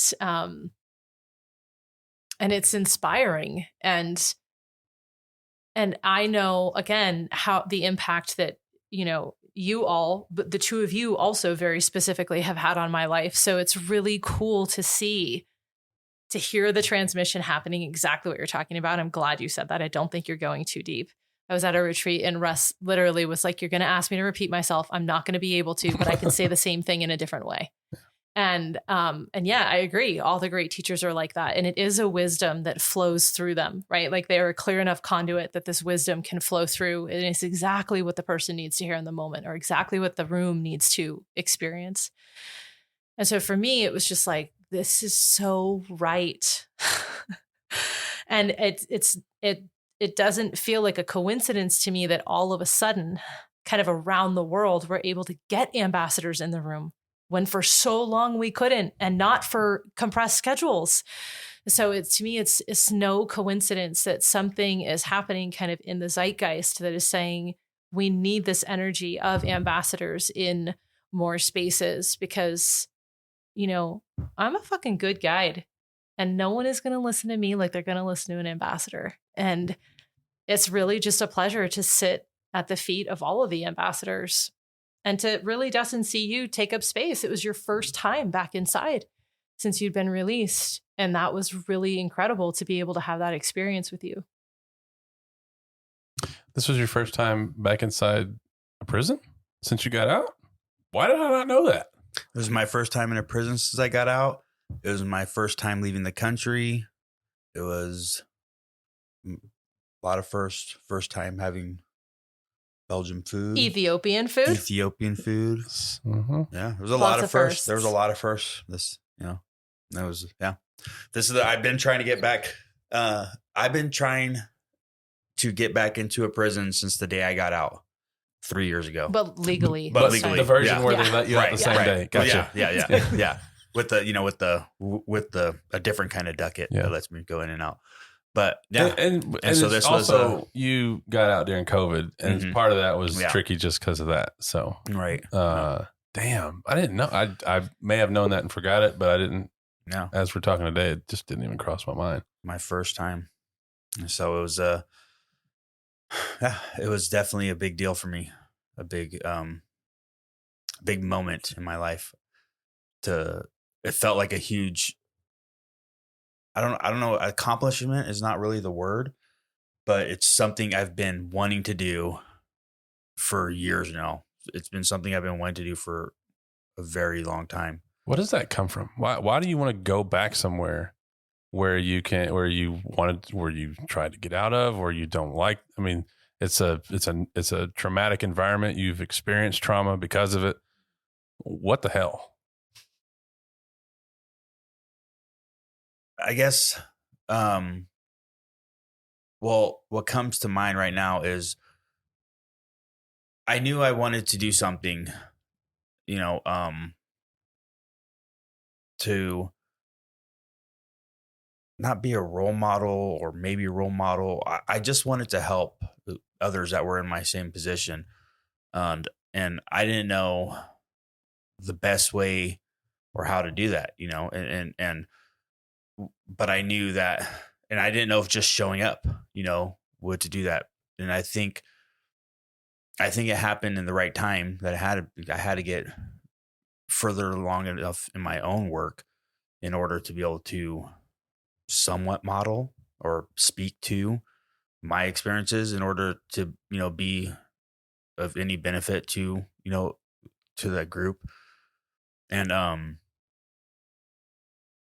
it's just a way to giving back, honestly. And then seeing myself in so many of those faces sitting in that room.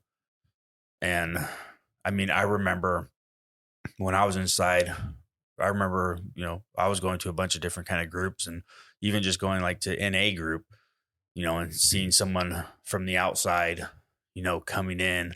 I always thought that was really special and really meaningful, and just always knew that. I didn't always knew, but I knew there was something there that I wanted to be part of, that I wanted to do, to see, to be seen, to see others, all that. Go back 7, 8, 9 years, however far back. I mean, if me and you bumped into each other, just kicking it in jail somewhere, and I said, "Hey, man, one of these days you're going to get on a plane, fly to another country, go into a prison in Europe voluntarily, and talk to folks." What do you think your response would have been? If you had any more of the shit you were on, just go back to my bunk. Yeah. Like I wouldn't have bought it, You'd have literally just thought I was high. Yeah, I probably would have thought you were high. Yeah. But I don't, because it was in a different country, right? Right. But if it was like, oh yeah, someday, if it was like a real conversation, and it was like someday, I might be coming back in like on NA or AA or something like that. And I probably would have said, yeah, I could see myself doing that someday. Yeah. Not 7 or 8 years ago, but right. But later on, I'd probably be like, yeah, I could see that. I wish I was there to watch all that go down in Belgium. I just, even as a fly on the wall, I wish I could have seen it. Wish I could have watched it. I know without being there how big of a deal that was for those guys, for you to be there, to have those conversations. And I'm grateful for the guides, all the apprentices, all that side of the work that we really haven't even talked about, that I kind of want to touch on. Also, if we have time. I don't know how. Okay. But I just anywhere. Okay, cool. Well, we're 90 minutes in, so I could go all night, but I know that's almost never the option or on the table. But I don't know. I just know that was a big deal, man. And I couldn't be happier to see you go over there and do your thing, man. And I think you're a badass, dude. And I think you're doing the work that only you can do. And I'm happy to see you be doing it, man. It's cool. Thank you. Very cool. So that was day 2. We were there 10 days. So how long? So you were there 10 days, but how long was the even with the compressed schedule? How long was the actual class?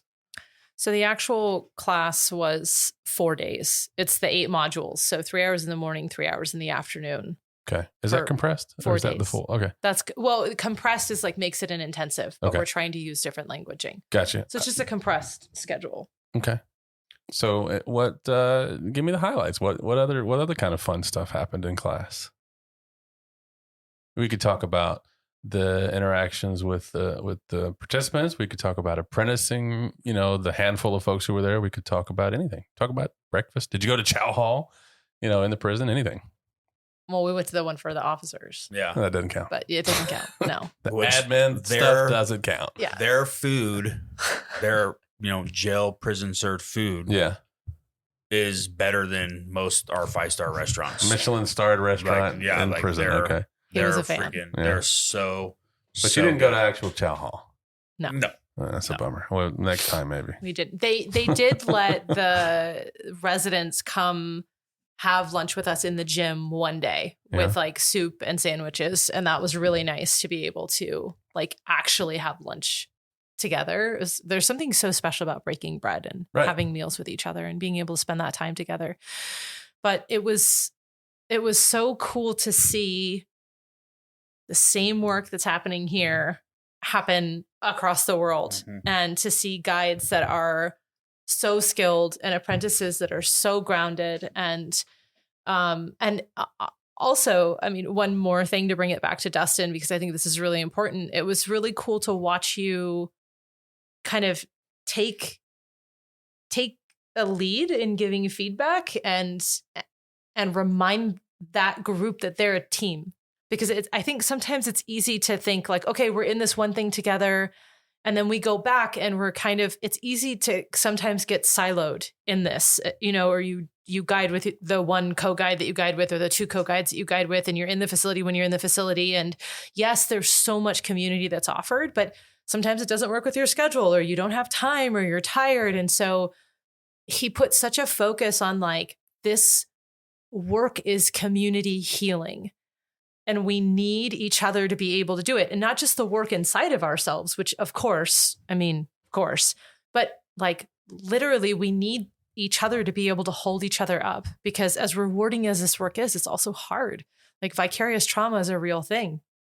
And our group was really meeting themselves in the heaviness of it, especially with bios. Like there was that space there. And Dustin gave the constant invitation of, go deeper, dive into the gritty, be real, allow there to be space for the suffering as you also bring in the light. And so that was really, really incredible to watch you step into kind of a place of leadership in that I think is really the high side of 8. Like you were so empowering and you were so uplifting for absolutely everyone. And you were like, hey, this is the fucking thing that needs to happen. Like, I know this, I'm convicted in it. It's in my body. And if it doesn't happen, then it's a fucking problem. I mean, and you said it was so much love, but also so much conviction.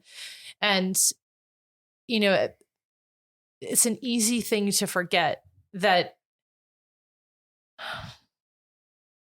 we always have to be in the work if we're going to be guides, and that work is never just inside of ourselves. And so it's nice to be brought back into that over and over again. And I think that you did a really beautiful job of that, and inviting people into their own agency and inviting people into to take up their own space.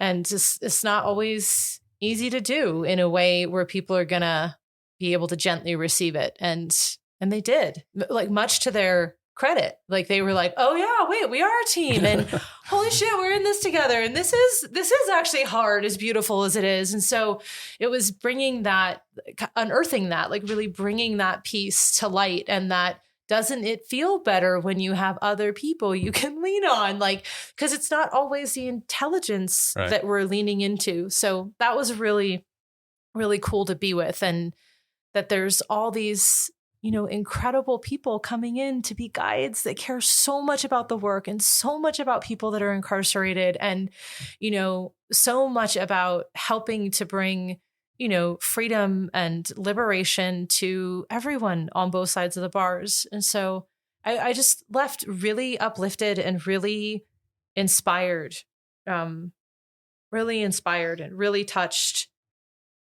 It's just like, I remember when we all fit around Rick and Susan's dining room table. Yeah. And now it's like we couldn't even all fit in their house, like the, EPP people. Like it's really incredible to see how organizationally we've grown, and like the beautiful web that's created, like literally all across the world. Yeah. Like, holy shit.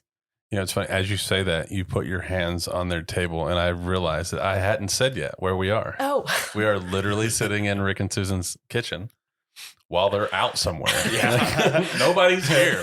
I drove by them when I was coming up the hill, and I'm waving. Yeah. I don't even think they recognize me. I'm flying up. It's actually a trip, because I remember too those days where it was tiny enough for all of us to fit. I remember when we fit in a car. Yeah. it was, I mean, which wasn't that far before. I mean, it was a while ago. It's wild. It's a lot of people. But yeah, now we're just chilling in their house. That's pretty wild. How often were the feedback conversations happening? So So we had a debrief every lunch. We had a debrief every night afterwards. And then we would have separate feedback conversations when people wanted them. And there's still several that we have to follow up on because there was no way for it to fit. Yeah. And the lead guides were having them at every break. They're So there's having a them lot. every night. This wasn't like a few, like 2 or 3 conversations. This is a bunch. This is a lot. It was a lot. And these are like 2-3 hour conversations. The feedback ones. Yeah, they were long. The lunch one was Now, an we hour. learned earlier that an 2 or hour 3 and a half. hours. Yeah. They were about an 90 hour and a minutes, half. 92 minutes. Those were about an hour and a half. The group debriefs. And the other thing that I want to say that They're is long. so beautiful is we had people from that GTP that weren't apprenticing this round that came. Yeah. Some stayed for the whole week. Some just came for the days that they could. We had other guides in the Belgium community come and be there and bring their energy. And it was just such a force of nature to feel everyone there and like putting their energy in it. It was really, really incredible. I just have a question about the this popped into my head a minute ago, talking about debriefing and the feedback and communicating and all that. You're part of that, Dustin. And I wonder, because it made me think of the middle of day 2 when the 6 asked the question and you spoke directly. Do you feel a different? What's the way to ask this? Like, do you speak to the different groups the same? Like, does anything change if you're talking to a group of guys who are doing time versus a group of guides and guide apprentices who are wanting feedback? Is there anything different in that, or are you just who you are and that's what it is? I don't think there is. Yeah, no, I don't think there is.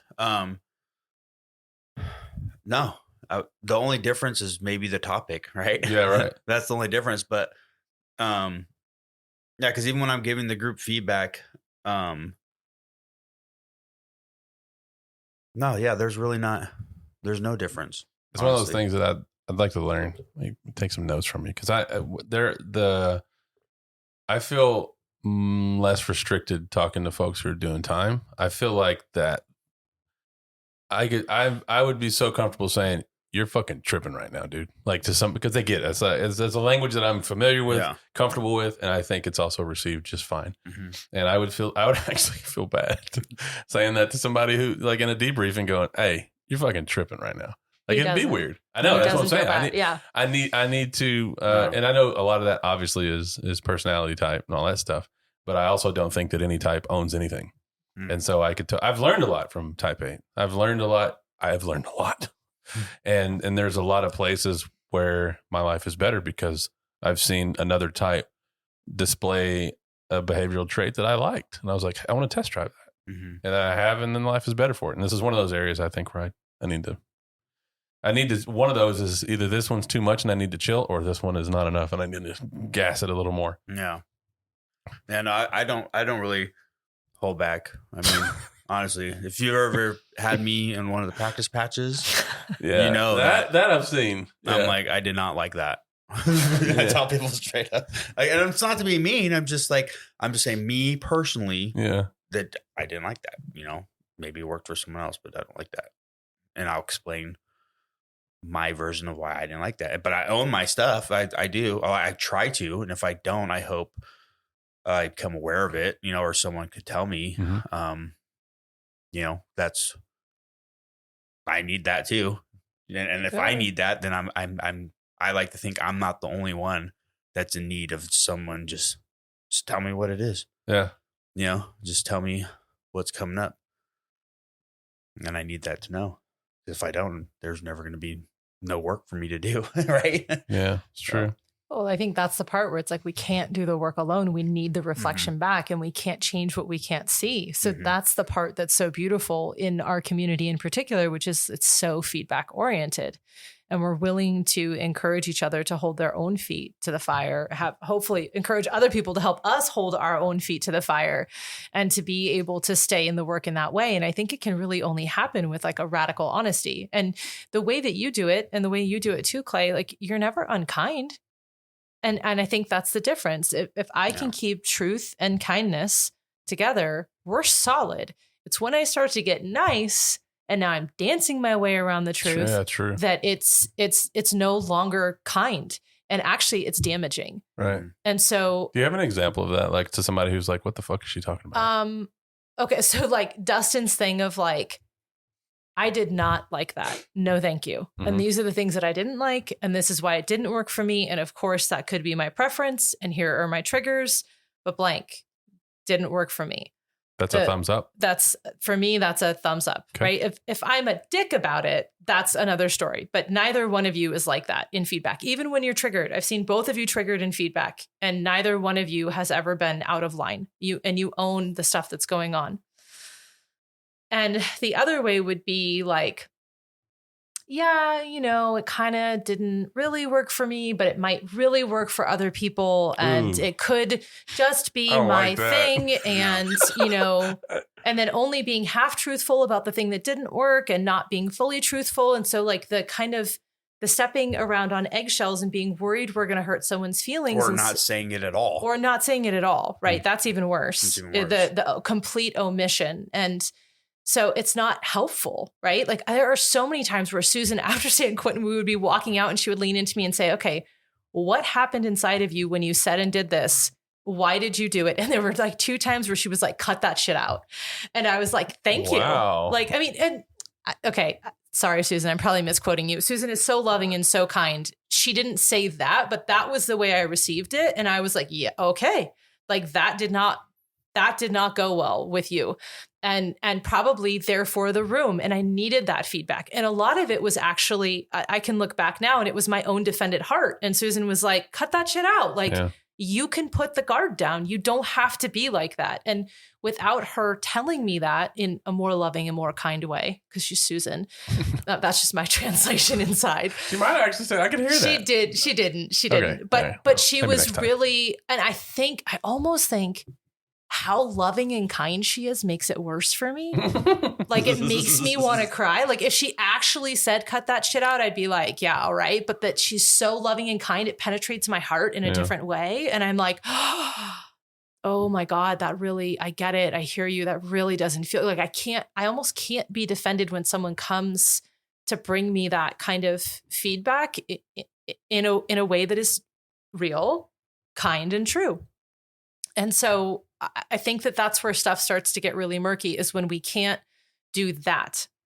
And especially when something isn't working and it's really clear that the thing isn't working, or it's really clear that like, if someone's saying it to me that like, that's my piece of the work and I'm not seeing that that's my piece of the work. And for me, when people can do that for me, I'm like, oh my God, thank you. I mean, may initially have a little reactivity.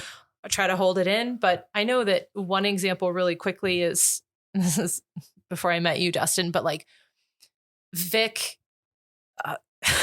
fellow ambassador, one of my very best friends, one of the main reasons why I'm in EPP, why I got hooked into EPP. He said to me one day, you have avoidant attachment. And I was like, no, I don't. I'm fine.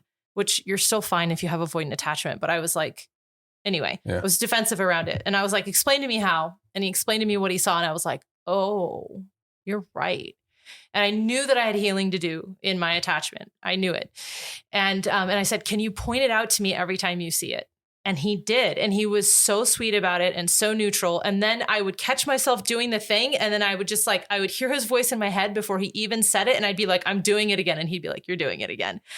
And it helped me. Like it was literally my path to healing. And I've done so much around healing my attachment because he loved me enough to say the thing, to be honest, to be kind, and then to continue to reflect it back at me and to not let me squirm out of in the egoic way of that piece. So, when ambassadors are there and you guys are, and folks are saying the thing and you're saying it with love and you're saying it with kindness and you're giving the radical truth, it's an opportunity for all of us, whoever you're speaking to, each other, guides, participants, residents. It's an opportunity for all of us to hold our feet to the fire. And isn't that what we want? Like that's the thing that helps us change and transform. I think the thing that sticks out to me in your example with Vic is that you were like, can you show this to me when I do it, instead of him just going, you do this shit, gets on my nerves, and I'm gonna start telling you about it. Like there's a big difference between those two scenarios. That's true. So it starts with you seeking the thing that you're doing. He said the thing first, Yeah. but he wasn't irritated. He just said the thing that he was seeing because he loved me enough to say it.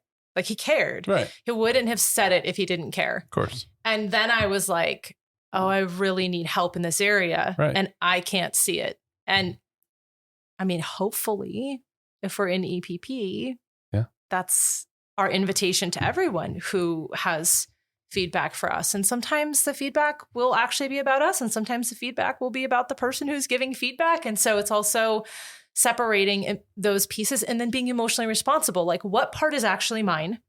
What part is yours? And me not taking on less than mine or more than mine in whatever that piece is. But yes, I was very receptive. And because I was suffering and I needed the help. So going back to Belgium to I guess wrap that up there. Did y'all do like a regular graduation and all that stuff? Mm-hmm. And we did the bracelets, where you put it on the other. You put it on the person next to you. Oh, I don't know anything about that. Neither did I. I've never. This is new. Never. Yeah. This is Okay, new. can I? Sure. Okay, Yeah. so we did the closing. Like, everyone is going to have their word. We're like nice and quiet. We're inviting people in. And then as we do the word, we turn to the person next to us. Like, The closing word. One word. Sorry. Yeah. One word close. Like, what are you taking from this? Or how did it impact you? What is your key to freedom? I think we already had done key to freedom. And then it was just your closing word. So like, what are you taking with you today? And we say the word and we turn to the person next to us and they put their hand out and we put the bracelet on them. And then they take the bracelet in their hand and they do it to the person next to them. And it's so impactful to do that. And it's like the room was completely silent and everyone is saying their word and we're all putting our bracelets on each other. And it's just lovely. Like Susan has done that in other spaces because you can't always bring in bracelets. Right. But this facility will These let are like you. the little rubbery, like, I don't know what kind of bracelet they're called. I don't know but what they're called It's like either. a fancy rubber band. Yeah. It's wide and you slide it over your wrist. It's not like a diamond. Yeah. It's not. It says Enneagram Prison Project on one side and Nine Prisons, One Key, Mhm. I think. on the other side. Anyway, that was really lovely in the closing for me. I think that was the most impactful part of it. And then no one wanted to leave. And Yeah. like, you're not going to get arrested if you give someone a hug in closing. Oh, really? Yeah. Okay. Like, I mean, we weren't like hugging every person. Yeah. I mean, we but get like, away. I get away with that because I'm, whatever. I don't actually know why, but the ambassadors totally get it. We've been hugging people for years. Yeah. Okay. I was hugging people throughout pretty much, the whole thing. Yeah. Yeah. Oh, yeah. He was. And but I wasn't. Right. And I wasn't trying to get any of us in Exactly. trouble. And at the end, a couple of the guys just leaned in and like squeezed me. And I was like, oh, what? Yeah. And anyway, the warden was right next to me and she didn't care. So, Yeah. but I was like, wow, this is like Humane. so humane. It makes me think all the time of your phrase, Clay, the power of the hug. Yeah.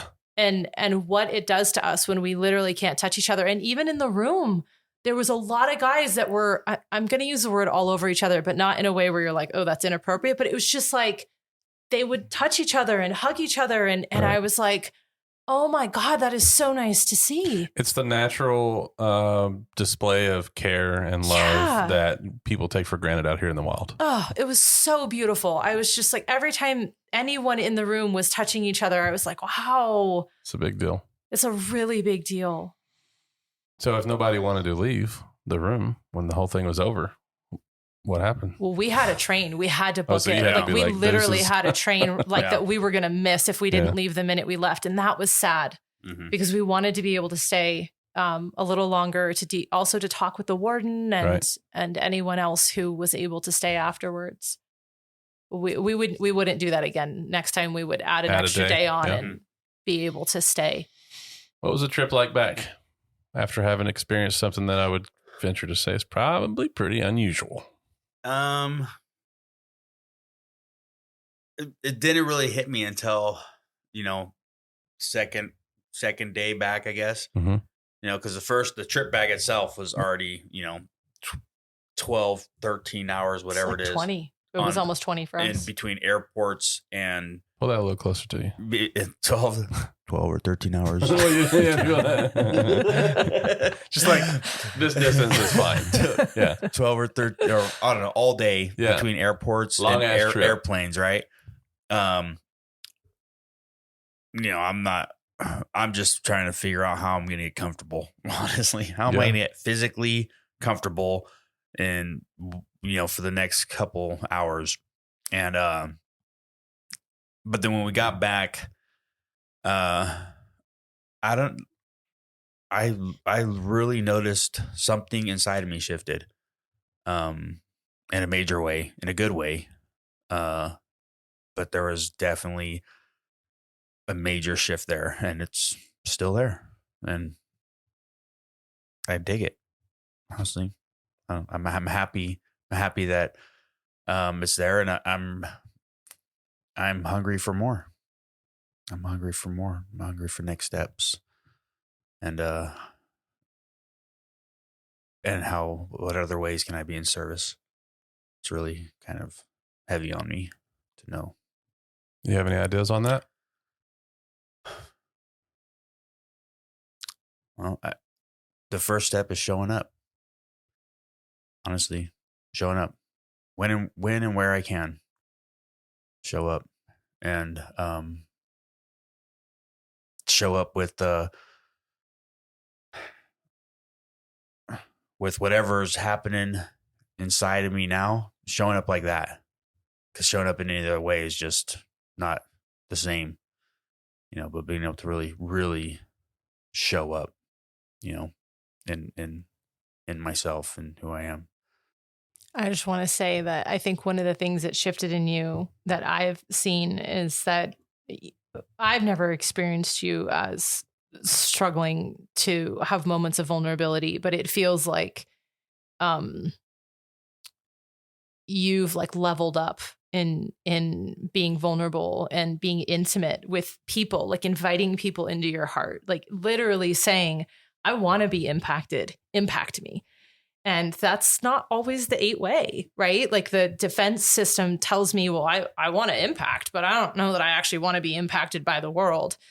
And there's not always a trust in that and how it's going to turn out. And it feels like you've just invited so many people into your heart, and it's so expansive there, and your heart has so much to offer. And it kind of reminds me of like the 9's capacity to just hold all. And it feels like your heart was just held everyone in the room. And there were like 50 people in the room very consistently.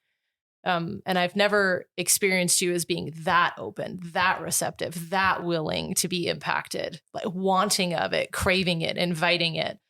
And then because you could come from such an open and receptive space, like what you were offering up with no agenda for people to be forced to receive it, or that you weren't trying to force your impact on people. You were just letting it land. And if they wanted to let it impact them, it was okay. And if they didn't, it was also okay.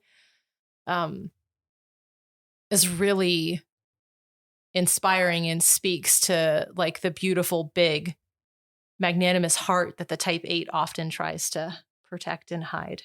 So I feel like you have a very undefended heart. And I appreciate that I get to reap some of the benefits of that. Is there an actual quiet voice that came with it? I think not like that, but I think that there was a settling inside of himself where, again, I don't have to force any impact. I can just let it land. And sometimes the loud voice for any of us is trying to force an impact or force us being heard. And so I think that his energy is still as big, but the voice, I think, really shifted in the guide, like in him being the co-pilot in that space. I do think that his voice shifted, and there wasn't a forcefulness around needing to be heard or bring his bigness in that way. It was more of an invitation in than a pushing out, right? Because when we look at the 8, there's that strategy of I just expand out until I hit shit. And then, okay, I know the world's meeting me. And I think that in those moments throughout this, Dustin was meeting himself. And yes, he was being met by people in the room, and he was being able to meet them as well. But from literally everywhere in the facility to the guides and the apprentices and all of us. But there was a settling down, I think, that happened inside that did lead to a quieter voice. I think so. It's been a good conversation. I dig it. It's been a couple hours too, by the way. Yeah, we did good. Yeah. Doesn't even feel like it. Yeah. Oh, you want to go 2 more? Is that what you're saying? No. Okay. I'm getting hungry. No, I'm getting hungry as well. We'll stop here. First, I want to say thanks, and I don't have another question. I just kind of give the last word to whoever I'm talking to, so I'll give that to y'all. But before that, I do want to just make sure you understand how much I appreciate being able to sit across from you. It's cool to me, man. I love the people that I've met along this way and the friends that I've made, and y'all are 2 of them that I think really highly of. I love you individually. I love you together. So with that, I'll say nothing more. No question, no prompt. Just whatever's on your mind. You have the last word. I think I just have so much gratitude coming off of this training for what we do as an organization, what our mission is, for the people that get called to this work, for the participants that for whatever reason trust and follow their way into the classroom and sit down and take up space and show up in the beautiful ways that they do. And I owe so much of my own healing to EPP and to ambassadors and to students that are participants that are incarcerated. I literally wouldn't be the person I am today without it. And that to me is just so astounding. It blows my mind. So appreciating the vision that was really birthed out of Susan. Yes, with the help of other people, but good God. Otherworldly, to quote your mom. Yeah, I'm definitely feeling what's coming to mind is new beginning, honestly. For self. Like I'm feeling I'm really, I don't know if this is ego or what, but I'm really wanting more. And I think you said it right on. I'm really wanting to be impacted more. I want to be impacted because, I want to be impacted back. I want to I don't know how to put it. What's going on? I want to be able to, I really enjoy feeling everything that I was feeling. I guess that's the best way to put it.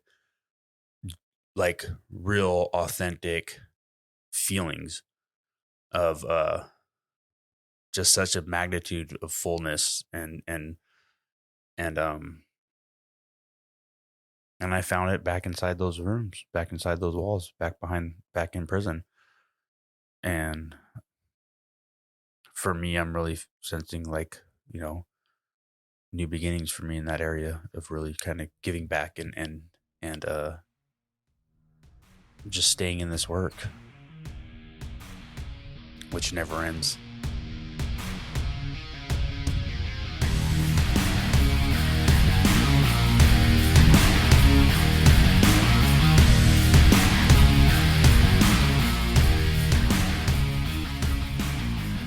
For more information about EPP, please visit EnneagramPrisonProject.org. We appreciate your time and attention today. Stay tuned for future episodes of the podcast, which you can expect on the first Tuesday of every month as we continue to tell the story of the Enneagram Prison Project.